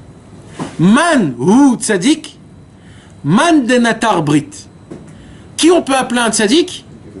Celui qui garde son Brit. C'est ça un Tzadik. C'est la base, c'est le commencement. Pourquoi? Parce que la sphira du Brit, c'est la sphira qui s'appelle Yesod. Et Yesod veut dire en français fondement. Quand tu as le fondement, tu peux construire. Quand il n'y a pas le fondement, tu ne peux pas construire. Donc un homme, il peut être très bien dans la Torah, dans la Tfila, dans les Midot, mais quand son Brit, il est sale, tout ce qu'il fait, c'est comme si de construire une grande maison sur aucun fondement, un jour, ça s'écoulera. Alors maintenant, Yosef Hatzadik, c'est le symbole de quoi? Yesod. L'Égypte, c'est le symbole de quoi? Plus que ça, comment on appelle les Égyptiens dans la Torah? Comment? Non. Oui, l'Égypte en lui-même. Ervat Haaretz. La Torah, elle appelle l'Égypte comment? La nudité de la terre. Ça veut dire quoi? Ça veut dire, si tu prends le monde en entier et tu le constitues comme un corps humain, l'Égypte, c'est l'endroit où il y a la nudité. D'accord? Écoutez maintenant ce qu'il dit le Rabbi Shimon Bar Yochai. Écoutez comment c'est grave. Qu'est-ce qu'ils ont fait les frères de Yosef? Ils ont pris Yosef et ils l'ont vendu à qui? Aux Égyptiens. Il dit, d'abord ils l'ont vendu à eux, après jusqu'à qu'il arrive en Égypte. Mais en fin de compte, il est arrivé où? En Égypte. Écoute bien. Il dit Rabbi Shimon Bar Yochai, si c'est ça, ça voudrait dire qu'ils ont fait quoi? Ils ont pris Yosef, qui est le symbole du Brit, qui est le Brit, et ils l'ont mis où? Dans la nudité. Ça veut dire ils ont fait un zivoug qui est interdit. Ah, c'est pour ça qu'il est sorti nu. Est-ce que vous avez compris ou pas? Non, vous n'avez pas compris. Vous n'avez pas compris. Je n'ai pas compris. Ils ont voulu faire un zivouk de la Gdusha avec la Torah. L'Égypte, c'est la nudité. C'est comme Chas v'Shalom, c'est comme le membre de la femme. D'accord? Et Yosef Hatzadik, c'est le Brit. Quand ils ont vendu Yosef, ils ont pris Yosef et ils l'ont mis où? En Égypte. C'est tout ce qui se passe, Chas v'Shalom. C'est le plus grand gamma Brit qu'il y a eu au monde. Mais lui là-bas, il est devenu roi. Attends. Mais d'abord, le concept, tu t'imagines comment il est grand, le concept? C'est un truc de malade. Ça veut dire quoi? Ça veut dire quoi? Que les frères de Yosef... Quoi, ils ont pensé à ça, les frères? Non, eux, ils savaient pas. Ils savaient pas. Il dit que Ça, c'est Rabbi Shimon Bar Yochai. Yosef, c'est le membre de l'homme, ça représente le... Ouais. Pourquoi? Non, il est chômeur. C'est ça le Yesod, c'est lui le Yesod, c'est lui. Il n'est pas chômeur. C'est lui le Yesod, mamash. Yesod Yosef, on dit. Yesod, c'est le tzaddik, c'est Yosef HaTzadik. C'est tout ce qu'on appelle ça, c'est lui. C'est lui qui a créé dans le monde la Shmirat Habrit, la Gdushat Habrit, tout. C'est ça l'Égypte où on est, c'est que... Attends, pourquoi vous voulez aller trop loin? Restez là où vous êtes. Arshav. Le Archa! Unaït. Ça fait trop allemand. Arrête. Oui. Faut pas l'exciter lui avec des mots comme ça après. Bah, je sais pas, vous voulez entendre un... Vas-y, ça fume. Tov. C'est pour cela, maintenant on comprend l'histoire. Qu'est-ce qui s'est passé dans l'histoire? Il arrive en Égypte, et la première chose qu'on lui propose, c'est quoi? La femme de Potiphar tombe amoureux de lui, et elle lui demande quoi? Shirva imi. Couche avec moi. Pourquoi couche avec moi? Quand à peine t'es venu en Égypte, ça y est? Tu veux... Pourquoi? Parce que comme Yosef, c'est le symbole du Brit Kodesh, et l'Égypte, c'est le symbole de la Hervat Haaretz, tout de suite, ça se passe en haut, comme ça se passe en haut, tout de suite, ça se passe en bas. Yosef Hatzadik, au lieu de venir en Égypte et de dire « Mes frères me supportent pas, ils m'ont vendu à eux, et eux ils m'ont vendu à eux, eux ils m'ont vendu à eux, j'arrive sauf en Égypte, et quoi qui me tombe? Ça, au lieu de râler, il dit attends. Si Hachem il m'a envoyé ce Nisayon, c'est que Hachem veut m'expliquer ce qui se passe. Et en fait, ce qui s'est passé, c'est quoi? C'est que mes frères, ils ont fait une faute qui est irréparable. Parce que le symbole de la sainteté, ils l'ont mis où? Dans le symbole de l'impureté. C'est irréparable.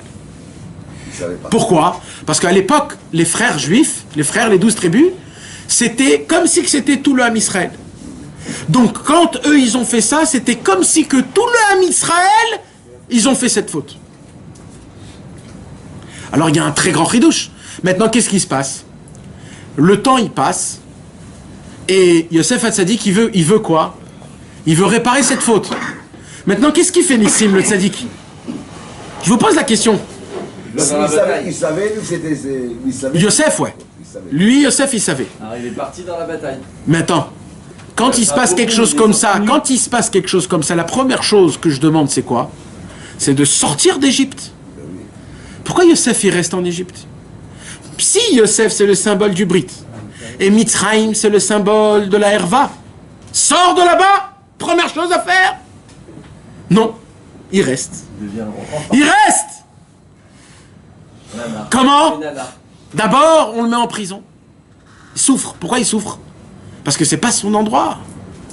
Eux, les Égyptiens, ils sont contents d'attraper une Neshama comme Yosef. Parce que quand ils font rentrer Yosef dans la prison, c'est pas juste Yosef en prison. C'est la Shmirat Abrit tout en entière du monde. Et l'a emprisonné où? Dans la plus grande débauche du monde. Là, c'est le combat entre la Touma et la Kdusha. Et là, la Touma a pris la Kdusha chez elle, enfermée dans une prison. C'est complet. C'est un ridouche de folie. Ils ont été pour récupérer les sous-sottes là-bas. Ah non, il n'y a pas encore des tzutzot.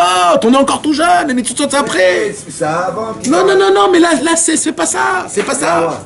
Il n'y a eu aucun juif là-bas pour réparer des tzutzot. Quand t'as la méchante de la fautée. Non, t'avais dit par rapport au bout. Yaakov Avinu, oui, mais c'était pas encore ça. C'est pas encore ça. Les tzutzot, c'était après. C'était quand les juifs, ils étaient déjà en Égypte plus tard. On s'écarte. Alors? Ça ressemble à la semaine dernière. Quoi? Le truc, le roi, il part, il s'est fait, les trucs emprisonnés, machin. Et là, mes amis, il se passe quoi? De tous les profondeurs, on découvre Mima'amakim Karaticha Hashem. Des profondeurs, je t'appelle. Il fallait qu'il descende dans les profondeurs, Yosef, pour appeler Akadosh Baruch Hu. Et là, il a appelé Akadosh Baruch Hu. Dès qu'il a appelé Akadosh Baruch Hu, il est devenu le prince d'Égypte. Top! Maintenant, mes amis, ouvrez bien vos oreilles. Nissim, tu as voulu que je répète, alors je répète. Écoute bien maintenant. Mais lâche tout, hein, pas radin. Mais non, ça dépend de vous. Ça dépend. Vas-y, allez, c'est bon, Il faut pas bailler, il faut rien. Il faut tout faire. Et là, il y a toute l'histoire avec les frères. Ils viennent pour réclamer du manger. Yosef, il les voit, il cache la coupe. Il envoie, vous vous rappelez de l'histoire? Il envoie les trucs, il les ramène, les frères, ils repartent, ils reviennent, ils en ont marre. Et Yosef, il dit, gars, je prends Binyamin. Yehuda, il dit, jamais de la vie, je vais combattre, je vais faire comme ça. Jusqu'à que Yosef Hatzadik, il n'en peut plus. Pourquoi? Parce qu'il a pitié de ses frères. C'est qui Yosef? C'est le symbole du tzaddik. C'est le symbole du tzaddik mamash. Maintenant, regardez comment le tzaddik travaille avec nous. Et comme ça, vous pourrez connaître qui est un tzaddik, qui n'est pas un tzaddik. Écoutez bien. Yosef, il voit ses frères. Qu'est-ce qu'ils ont fait, ses frères? Et ils l'ont vendu. Ça veut dire quoi qu'ils l'ont vendu? Ça veut dire qu'ils ont été pogam dans le brit, le plus grand gamma brit possible. Nachon ou pas? Il a fait, soyez avec moi les frères. Maintenant, les frères de Yosef, eux, avec le temps, ils ont compris la faute qu'ils ont fait. Ils ont compris. Ils ont compris qu'en vendant Yosef, ils ont été pogam dans le brit. Ils ont compris. Mais qu'est-ce qu'ils ont compris? Que d'une avéra pareille, on ne peut pas faire teshuva. On ne peut pas. On ne peut pas. C'est tellement une grande avéra, on ne peut pas faire teshuva. On a vendu le tzaddik. On a vendu notre frère. On a été pogam dans le brit. On ne peut pas faire teshuva. On ne peut pas faire teshuva. On ne peut pas faire teshuva. Écoutez maintenant la Torah.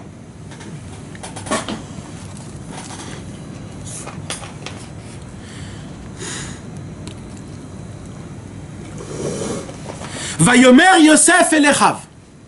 Yosef dit à ses frères, Geshuna Elai, venez proche de moi. Écoutez mes amis, chaque parole. Les paroles du tzaddik. Le tzaddik, il dit ça à nous tous, tout le temps, tous les jours, surtout maintenant. Geshuna Elai, venez vers moi. Amen, amen. Pas moi, je viens vers vous. Venez vers moi. Vaï Gashu. Et ils se sont rapprochés. Vayomer, et là il dit, Ani Yosef Achichem.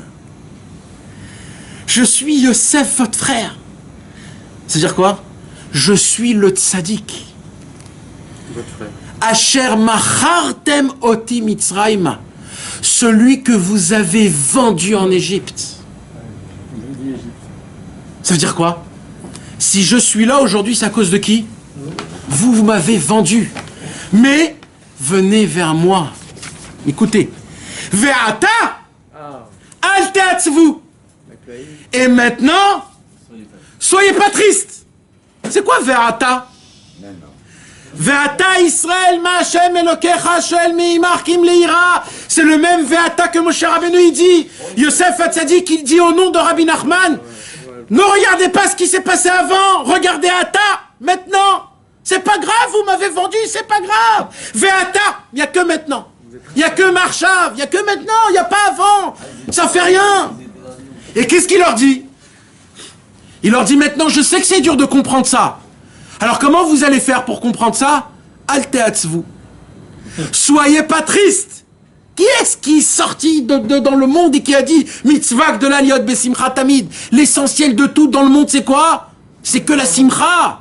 Rabbi Nachman nous apprend que la teshuva, avec de la joie, avec des frappements des mains, avec des danses, avec de l'amour, c'est que ça qui va faire le Mashiach. Nous, on croit qu'il faut se casser la tête, il faut se mortifier, il faut se donner des coups. Non, on n'a plus la force de ça, on n'a plus la force de ça. C'est le tzaddik lui-même, il dit « Ve'ata ». C'est quoi « Ve'ata » Premier conseil, « Ve'ata ». Premier conseil, il dit à ses fils « Vous avez fait le plus grand gamabrit du monde. Le plus grand gamabrit du monde. Ils ont fait le gamabrit le plus grand au monde. Jamais il y aurait plus encore de gamabrit. » Donc imaginez-vous un homme chas v'shalom, il a fait des choses très graves, avec des femmes, tout seul, ou alors je sais pas quoi, des choses très graves, très très graves, où tu te dis mais moi mon frère, je suis hyper loin. Rabbi, le tzaddik il vient, il dit mais t'as pas compris que pour Moshe Rabbeinu la Yirat Shamayim c'est tout petit. T'as pas compris que pour le tzaddik toutes tes fautes que t'as fait, c'est rien du tout, il fait comme ça, c'est fini, c'est fini. Pourquoi? Parce qu'il y a un conseil. C'est quoi le conseil? Attends. Maintenant, dès maintenant, il n'y a rien avant, il n'y a rien. Mais pour tenir, alteatzvu. Il ne faut pas que vous soyez triste. Parce que si vous allez faire une tchouva avec de la tristesse, encore une fois, vous allez plonger. Alors, c'est quoi la tchouva que vous devez faire? La tchouva de Shabbat. C'est quoi la tchouva de Shabbat? Il dit Rabbi Nathan. Quelqu'un m'a posé la question. Comment on fait tchouva Shabbat? Parce que Rabbi Nathan, il dit, Rabbeinu, il dit, le ikar de la tchouva, c'est Shabbat. Shabbat, mais Shabbat c'est interdit de faire vidouille, Shabbat c'est interdit de pleurer, Shabbat. Alors comment on fait tchouva Shabbat? En chantant, en dansant, en mangeant bien, en frappant des mains. C'est ça la tchouva Shabbat, c'est la simcha. Et c'est qui le Shabbat? C'est le tzaddik. Le tzaddik qui t'apprend que le Shabbat, c'est comment qu'on fait tchouva? Besimcha. Avec la joie. C'est comme ça. Si tu veux faire tchouva sans le tzaddik, tu dois faire la tchouva des 6 jours de la semaine. C'est quoi la tchouva des 6 jours de la semaine? Assour, moutar, taor, kacher. Il y a des règles, il y a des choses, il y a des trucs. T'as fait le gamabrit, il faut jeûner 84 jeûnes. Eh oui. C'est écrit ça, hein, mes amis. Alors il faut que vous choisissez. Ou alors vous choisissez de faire tchouva tout seul et allez jeûner 84 jeûnes pour une seule goutte en vin. Une seule. Si t'en as sorti 2, il faut faire 2 fois 84. Si t'en as sorti 3, il faut en faire 3 fois 84. Vous pouvez faire le compte de combien il faut jeûner? Le Rizal, il a dit, hein. Ça, c'est pas quelque chose qu'on peut enlever. C'est ça, le tikkun. Il n'y a pas d'autre tikkun. C'est ça, le tikkun. Mais il y a un autre tikkun, si vous voulez. C'est quoi? C'est la tchouva du tzaddik. La tchouva de Shabbat. C'est quoi la tchouva de Shabbat? C'est d'être la tchouva comme le tzaddik qui veut. C'est quoi la première chose? Ata. D'abord, ata. D'abord, dès maintenant, je ne regarde pas ce qui s'est passé. Et après, alteatzvu. Après, soyez pas triste. Alors maintenant, qu'est-ce qui se passe? Alors là, il dit Yosef, il continue. Surtout ne vous tracassez pas que c'est vous qui m'ont vendu. Ça veut dire quoi? Parce que nous, on va dire, mais Hachem, mais j'ai fait ça, et j'ai fait ça, et j'ai fait ça. Yosef, le tzaddik, il dit, mais je sais tout ce que vous avez fait mieux que vous. Mais ne vous dites pas ce que vous avez fait. Alichar benechem, que ça vous fasse rien. Demandez pardon à Hachem et fini. Passez à autre chose. Sinon, vous pourriez pas servir Hachem.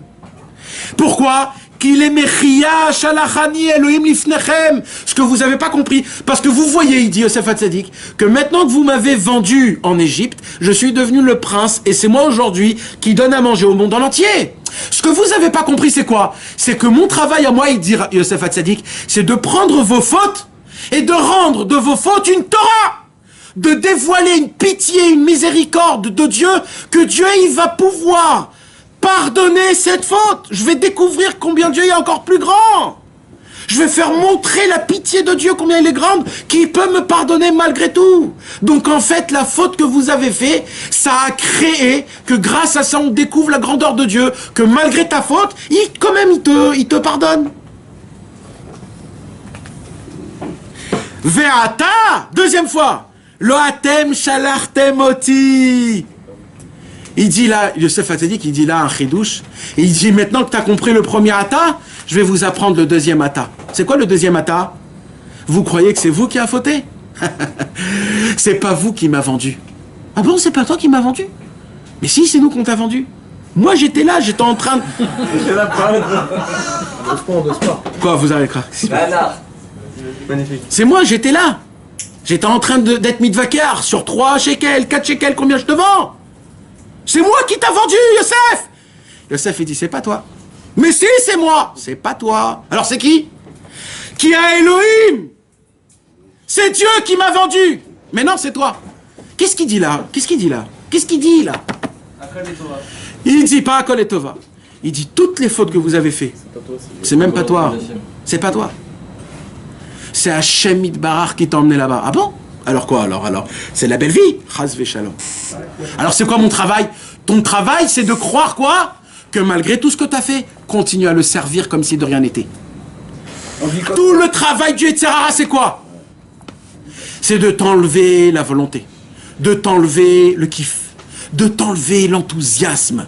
Parce que c'est pas pareil quand un homme, il sort d'une boîte de nuit, et on lui dit, Baba, tu veux pas étudier une petite heure de Torah? Tu dis, écoute mon frère, tu sais d'où je viens de sortir là? Tu peux pas t'imaginer ce qui s'est passé. Alors laisse tomber. Rabbeinu, il dit, c'est justement là, vers Ata, maintenant, commence. Comme si de rien n'était, ne regarde pas. C'est très facile pour quelqu'un qui s'est levé Hatzot, qui l'a fait mikvé. On lui dit, viens étudier 1 heure. Il dit, bien sûr. Pourquoi il dit bien sûr? Parce qu'il a du bagage derrière. Mais un mec qui a rien foutu. C'est là où Rabbeinu, il vient, il dit, tout le Nisayon de cette génération, c'est quoi? C'est qu'on va te faire tomber.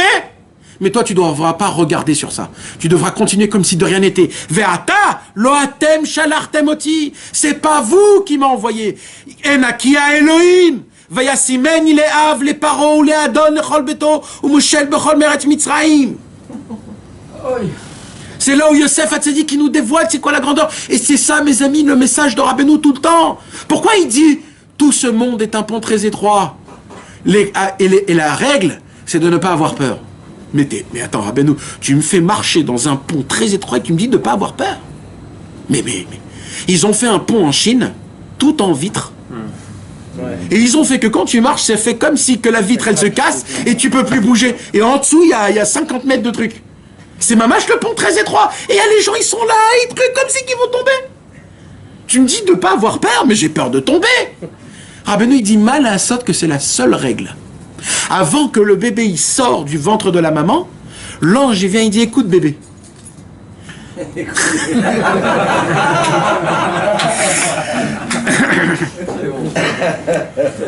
Il dit écoute bébé. Il n'y a qu'une seule règle. Tu sais quand on monte dans les rings en Amérique, les MMA ou comment c'est quoi le truc, le WWE, je sais pas quoi. Les MMA. Alors qu'est-ce qu'il y a dans les MMA? On dit il n'y a pas de règle. Tu montes, il n'y a pas de règle. Là, tu vas descendre du ventre de ta maman. Le bébé, l'ange, il dit au bébé, bébé, il y a une seule règle. Une seule, quoi? Le fared klal. C'est tout. C'est tout. C'est tout. Il n'y a pas d'autre règle. Le fared klal. Si un homme, il se met ça dans sa tête, le fared klal, il est le patron de ce monde. Parce qu'il comprend que, on m'a pas dit, si on m'aurait dit, tout le monde est un pont très étroit, fais très attention de ne pas tomber. Là, je serai dans un vrai problème. Parce que dès que je tombe, j'ai perdu. Là, Rabbeinu, il m'a pas dit, l'essentiel, c'est pas tomber. Qu'est-ce qu'il a dit? L'essentiel, c'est de ne pas avoir peur. C'est-à-dire quoi? C'est sûr que tu vas tomber. Parce que qui ne tombe pas dans un pont très étroit? Alors, c'est quoi la règle du jeu? C'est que quand tu es en chute libre, fais comme si tu t'es assis dans un fauteuil. Ouais, j'ai pas peur. Et puis, du coup, en bas, il y a quoi? Il y a un super grand un ballon. Bon, et tu remontes encore. C'est un fil, ça t'attrape. C'est ça, le monde c'est ça. Alors moi j'ai très peur, oh là là, je vais tomber. Et c'est pas grave. Juste, n'aie pas peur. Pourquoi n'aie pas peur? Parce que je suis attaché à un tzaddik. Parce que je suis attaché à Hachem. Parce qu'on m'a expliqué que je vis dans un monde qui est Shabbat Kodesh. J'ai deux possibilités. Ou je vis dans le monde des 6 jours de la semaine, ou je vis dans le monde de Shabbat.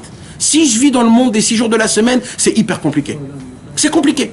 Parce que dans la semaine, il y a le Chol et il y a le Kodesh. Mais dans Shabbat, tout est Kadosh. Mes amis, quand Adam Arishon, il a mangé de l'arbre de la connaissance, Akadosh Baruch Hu a couru après lui. Il a commencé à maudire la femme. Il a maudit le serpent. Il a maudit la terre. Et il vient pour maudire Adam Arishon. Et là, qu'est-ce qui se passe? Shabbat, il rentre. Dès que Shabbat est rentré, Hachem, il ne peut pas maudire. Adam Arishon, il dit, pourquoi il ne maudit pas? Il a maudit tout le monde. Pourquoi il ne maudit pas? Et là, il a compris que c'était parce que Shabbat est rentré. Il a compris que Shabbat est rentré. Qu'est-ce qu'il a compris? Quand le tzaddik qui vient, il n'y a plus de faute. Alors qu'est-ce qu'il a fait? Mizmor shir leyom ha-Shabbat, tov leodot l'Adonai, ou les amers, les shimcha elyon. Il a compris que c'est pas en pleurant et en déchirant. C'est en comment? Les amers, les shimcha elyon, en chantant et en dansant. Depuis, on lit le Mizmor Shir Leyom HaShabbat à la même heure où il a mangé l'arbre de la connaissance tous les jours. Tous les Shabbats, Adam Arishon. Mes amis, ou vous croyez à ces paroles, ou vous croyez pas. C'est votre problème. En tout cas, celui qui vit de cette manière, il sera paisible. Maintenant, écoutez bien moi, parce que écoutez ce que je vais vous dire.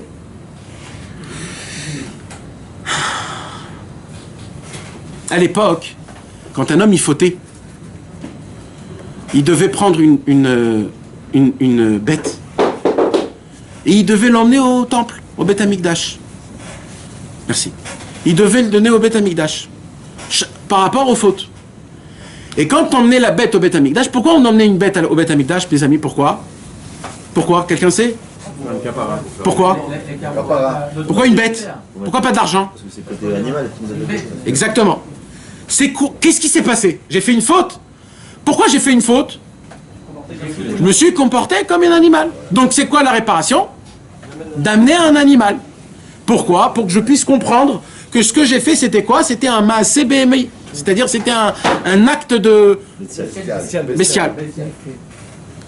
Et vous savez qu'est-ce qu'il faut faire? C'est très important. Celui qui fait pas ça, c'est pas compter comme c'est qu'il a emmené le korban. Avant de le donner au Kohen, il faut prendre les 2 mains et de les mettre sur la tête de l'animal et de s'appuyer tout son corps dessus, tout son corps. Pourquoi? Que toute ta force qu'il y a dans le corps humain passe dans la force de l'animal, et c'est cet animal-là qu'on va sacrifier pour Hachem. C'est une image que, en fait, l'animal c'est moi. C'est une procuration. Ouais. Et en fait, quand je vais voir qu'ils vont faire la shrita à l'animal, en fait, normalement, ça devrait être moi.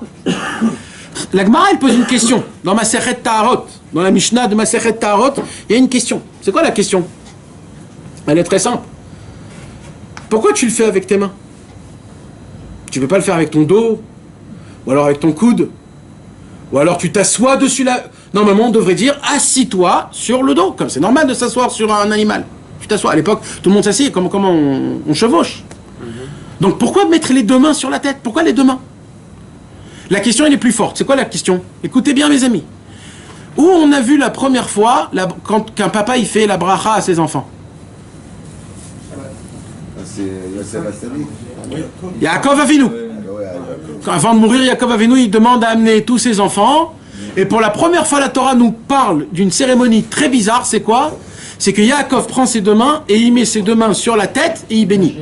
De là, on apprend quoi? Quand Yitzhak il va y aller, Bah oui, Yitzhak, il n'a pas touché la tête. Yaakov Avinu, il a touché la tête. Maintenant, qu'est-ce qui s'est passé? Yaakov, pourquoi tu mets tes mains sur la tête? Tu peux pas bénir normalement? Pourquoi tu dois faire des trucs spéciaux un peu bizarres? C'est quoi le inyan des mains? Pourquoi tu dois faire avec tes mains? Quand le Kohen il bénit le peuple juif, qu'est-ce qu'il doit faire? Il doit lever ses mains. Pourquoi tu dois lever tes mains? Qu'est-ce qu'il y a dans les mains?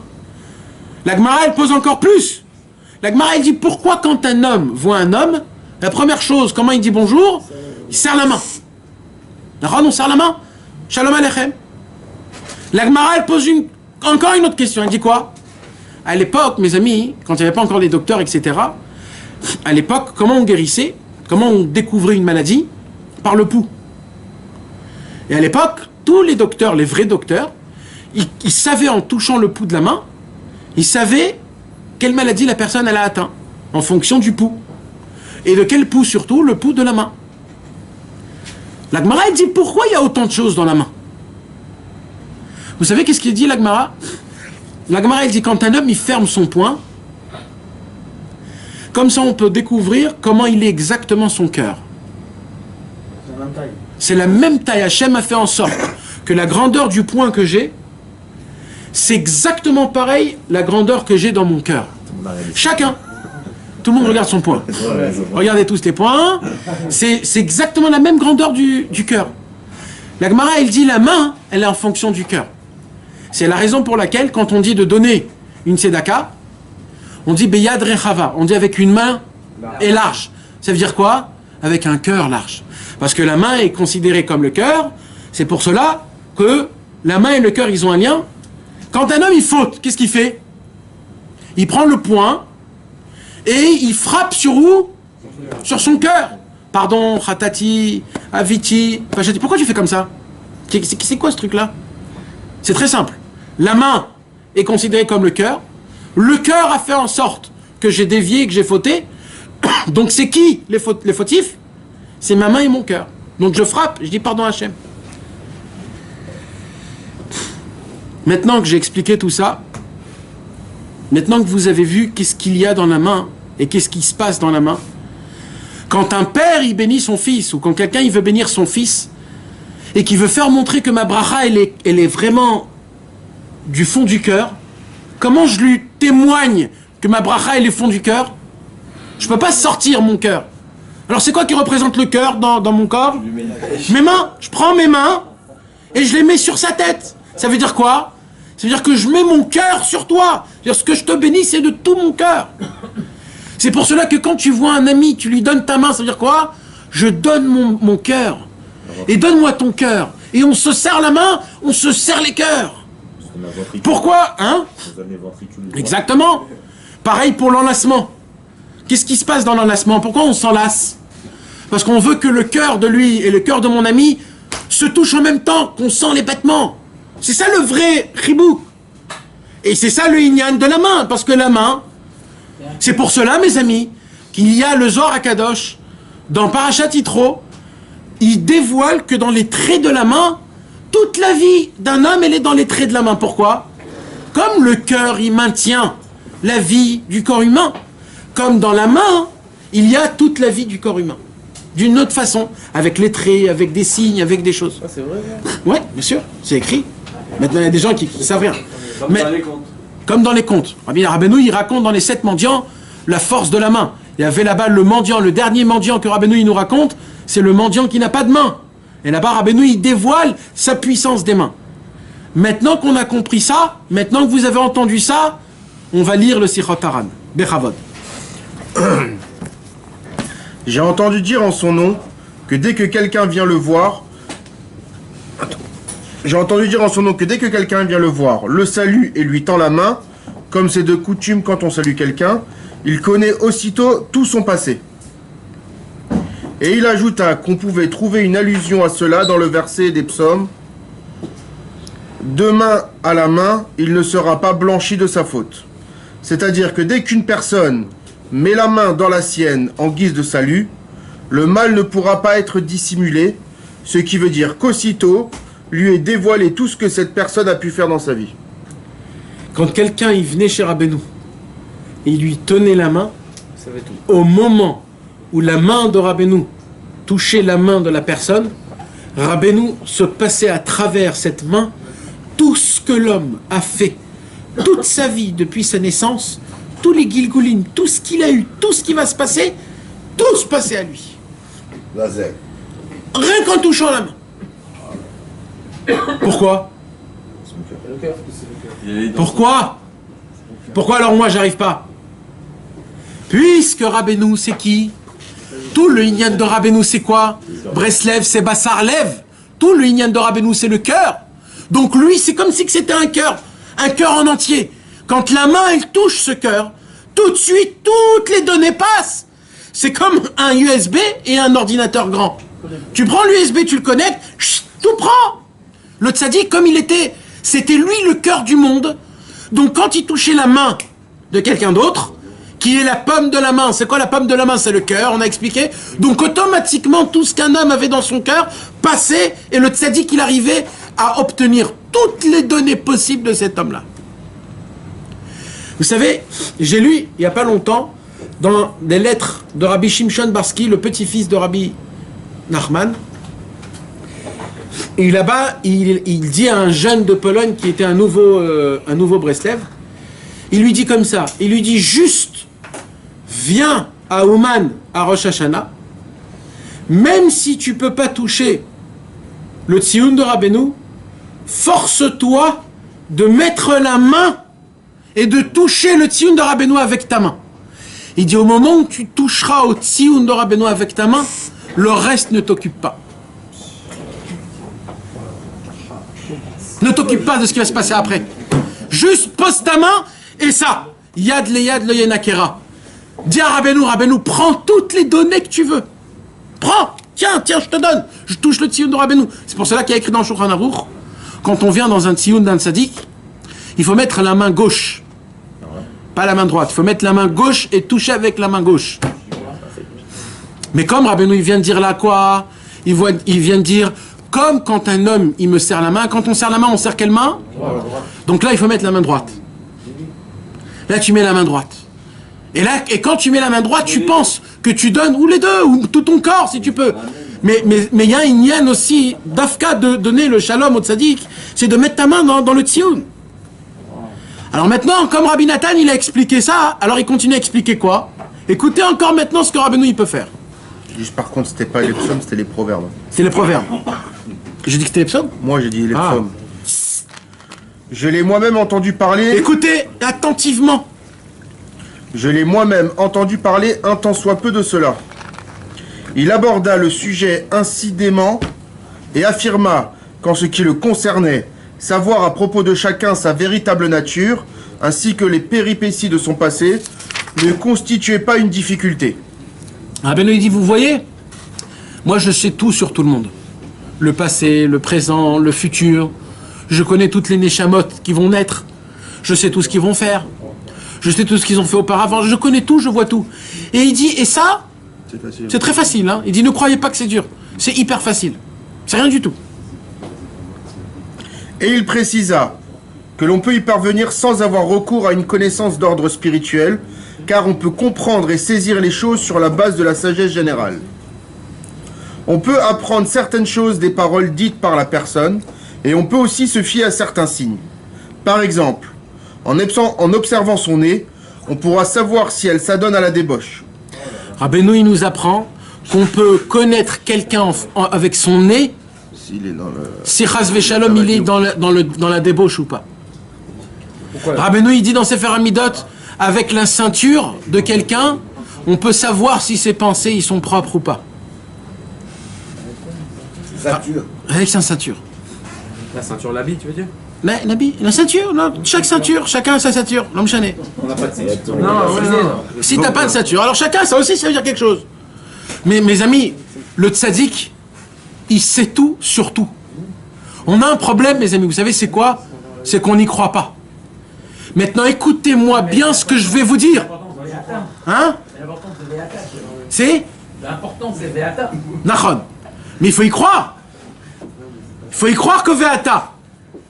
T'imagines, t'es en dette de 1 million de dollars, le banquier il dit c'est pas grave, commence dès maintenant, tu dis mais j'ai laissé huissier chez moi à la maison. Ils sont en train de me dévaliser.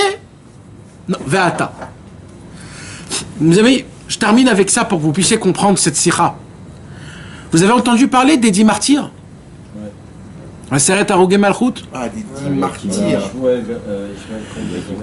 Pourquoi ça s'est passé, les 10 Seret Harugei Malchut? Pourquoi? Le tikkun des frères de Yosef. Mais on a dit Ve'ata al te'atzvu ve'alichar be'enechem lo machartem oti ki Elohim machar oti. Alors C'est eux qui n'ont pas avoué. Ça y est, ils les ont réparés. Les petits comptes de. Mais non, mais c'est la question.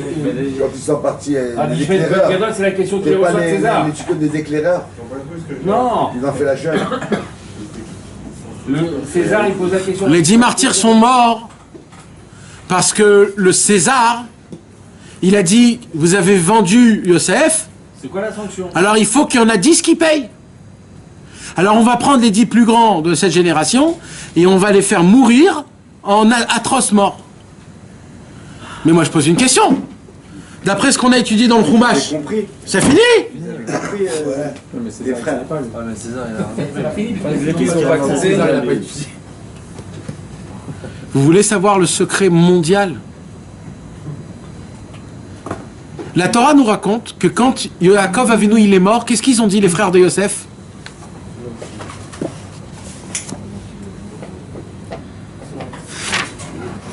Enfin, il a dit qu'il reste gentil avec Maintenant que Yaakov il est mort, Yosef va nous tuer.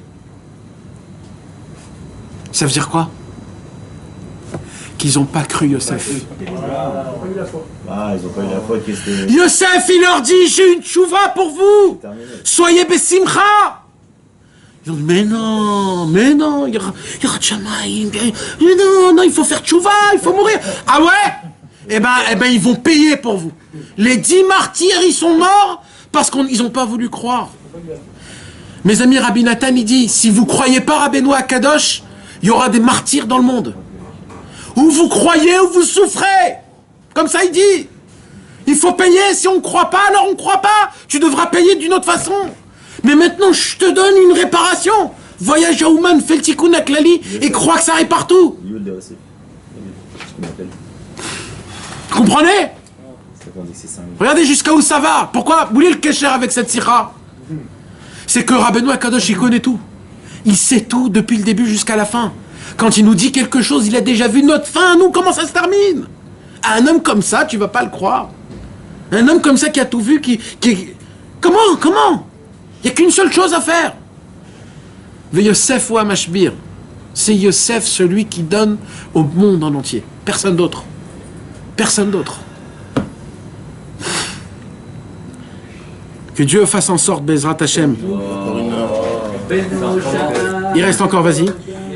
Il ajouta de plus qu'en examinant sa ceinture, on pourra estimer son degré de foi et savoir si elle est intègre et s'il existe d'autres signes. Et il est allé alors passer à plusieurs personnes qui étaient venues le voir. Ça veut dire que Rabbeinu, il faisait ça. Quand quelqu'un y venait, si par exemple, toi, tu viens maintenant chez Rabbeinu, T'as fait ça, tu crois que c'est Stam? Au moment où tu passes, tout, il n'y a plus rien. Et il leur disait. C'est pas Stam, il savait, c'est qu'il leur disait à certains. Vous imaginez? Faut oser aller le voir alors. Ah. C'est ça quand tu hein? Ouais, mais tu l'as pas, il te dit pas. Il y a... ça, tu te le... D'accord, mais là, t'imagines, genre, Rabbeinu, il te dit, il est au courant de tout ce que t'as fait.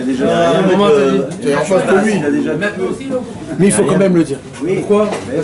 Parce que ça doit sortir de ta bouche. Oui, mais tout à l'heure, t'as dit maintenant. Ouais. Le Barata, justement, c'est maintenant. Ça, c'est pour la Vodat Hashem. Mais pour enlever ces bagages, il faut que tu pars. En fait, tu viens chez Rabbeinu pour déposer tous tes bagages, en fait. Comment tu les déposes? Tu les racontes. Alors d'abord, tu mets ta main pour faire passer le court-circuit. Après, tu racontes à Rabbeinu tout, parce que tu dois, toi, le savoir, tu dois, toi, demander pardon. Et après, tu dois être Bessimcha, que tu es arrivé chez Rabbeinu, tu as fait le tikkun aklali, Ichlum adanim, Ushtum amtakim, Ki chedvat Hashem imaouschem. Il y a un lien Yudosef et au dessert. Non? le pétec, quel rapport avec le pétec? Les rabbins. Ça faisait longtemps. Ah mais c'est pas Yaka, c'est celui qui a cru en... Tu comprends pas, c'est le pétec. Faut Il parler a cru à sa réparation. C'est que ça en vrai. T'as encore 20 minutes, Nathan. C'est bon, il va regarder une série, Avant de condamner Yosef, ils ont fait un genre de jugement. Et on dit qu'à fond, il était parmi eux. Donc il était au courant, il savait très bien comment ça allait. Donc ça confirme ça, qui est l'autre. De là, tu apprends que les fautes, ils viennent d'Hachem. Ben oui. Pas qu'ils viennent d'Hachem. Non. Nous, normalement, on tombe dans des fautes parce que quelque part dans ta tête, t'as pas cru dans Hachem. Et au moment où un homme il sert Hachem, pas Bessimcha, c'est là où il faute. C'est comme ça qu'on tombe dans des fautes. Mais même la faute qu'Hachem, Kaviachol, il t'emmène là où il t'emmène pas parce que nous on croit que la faute c'est ça le problème. Le travail il commence pas de est-ce que je faute ou je faute pas. Le travail il est comment je me conduis après la faute. Est-ce que je fais tchouva tout de suite et je dis vers Chav?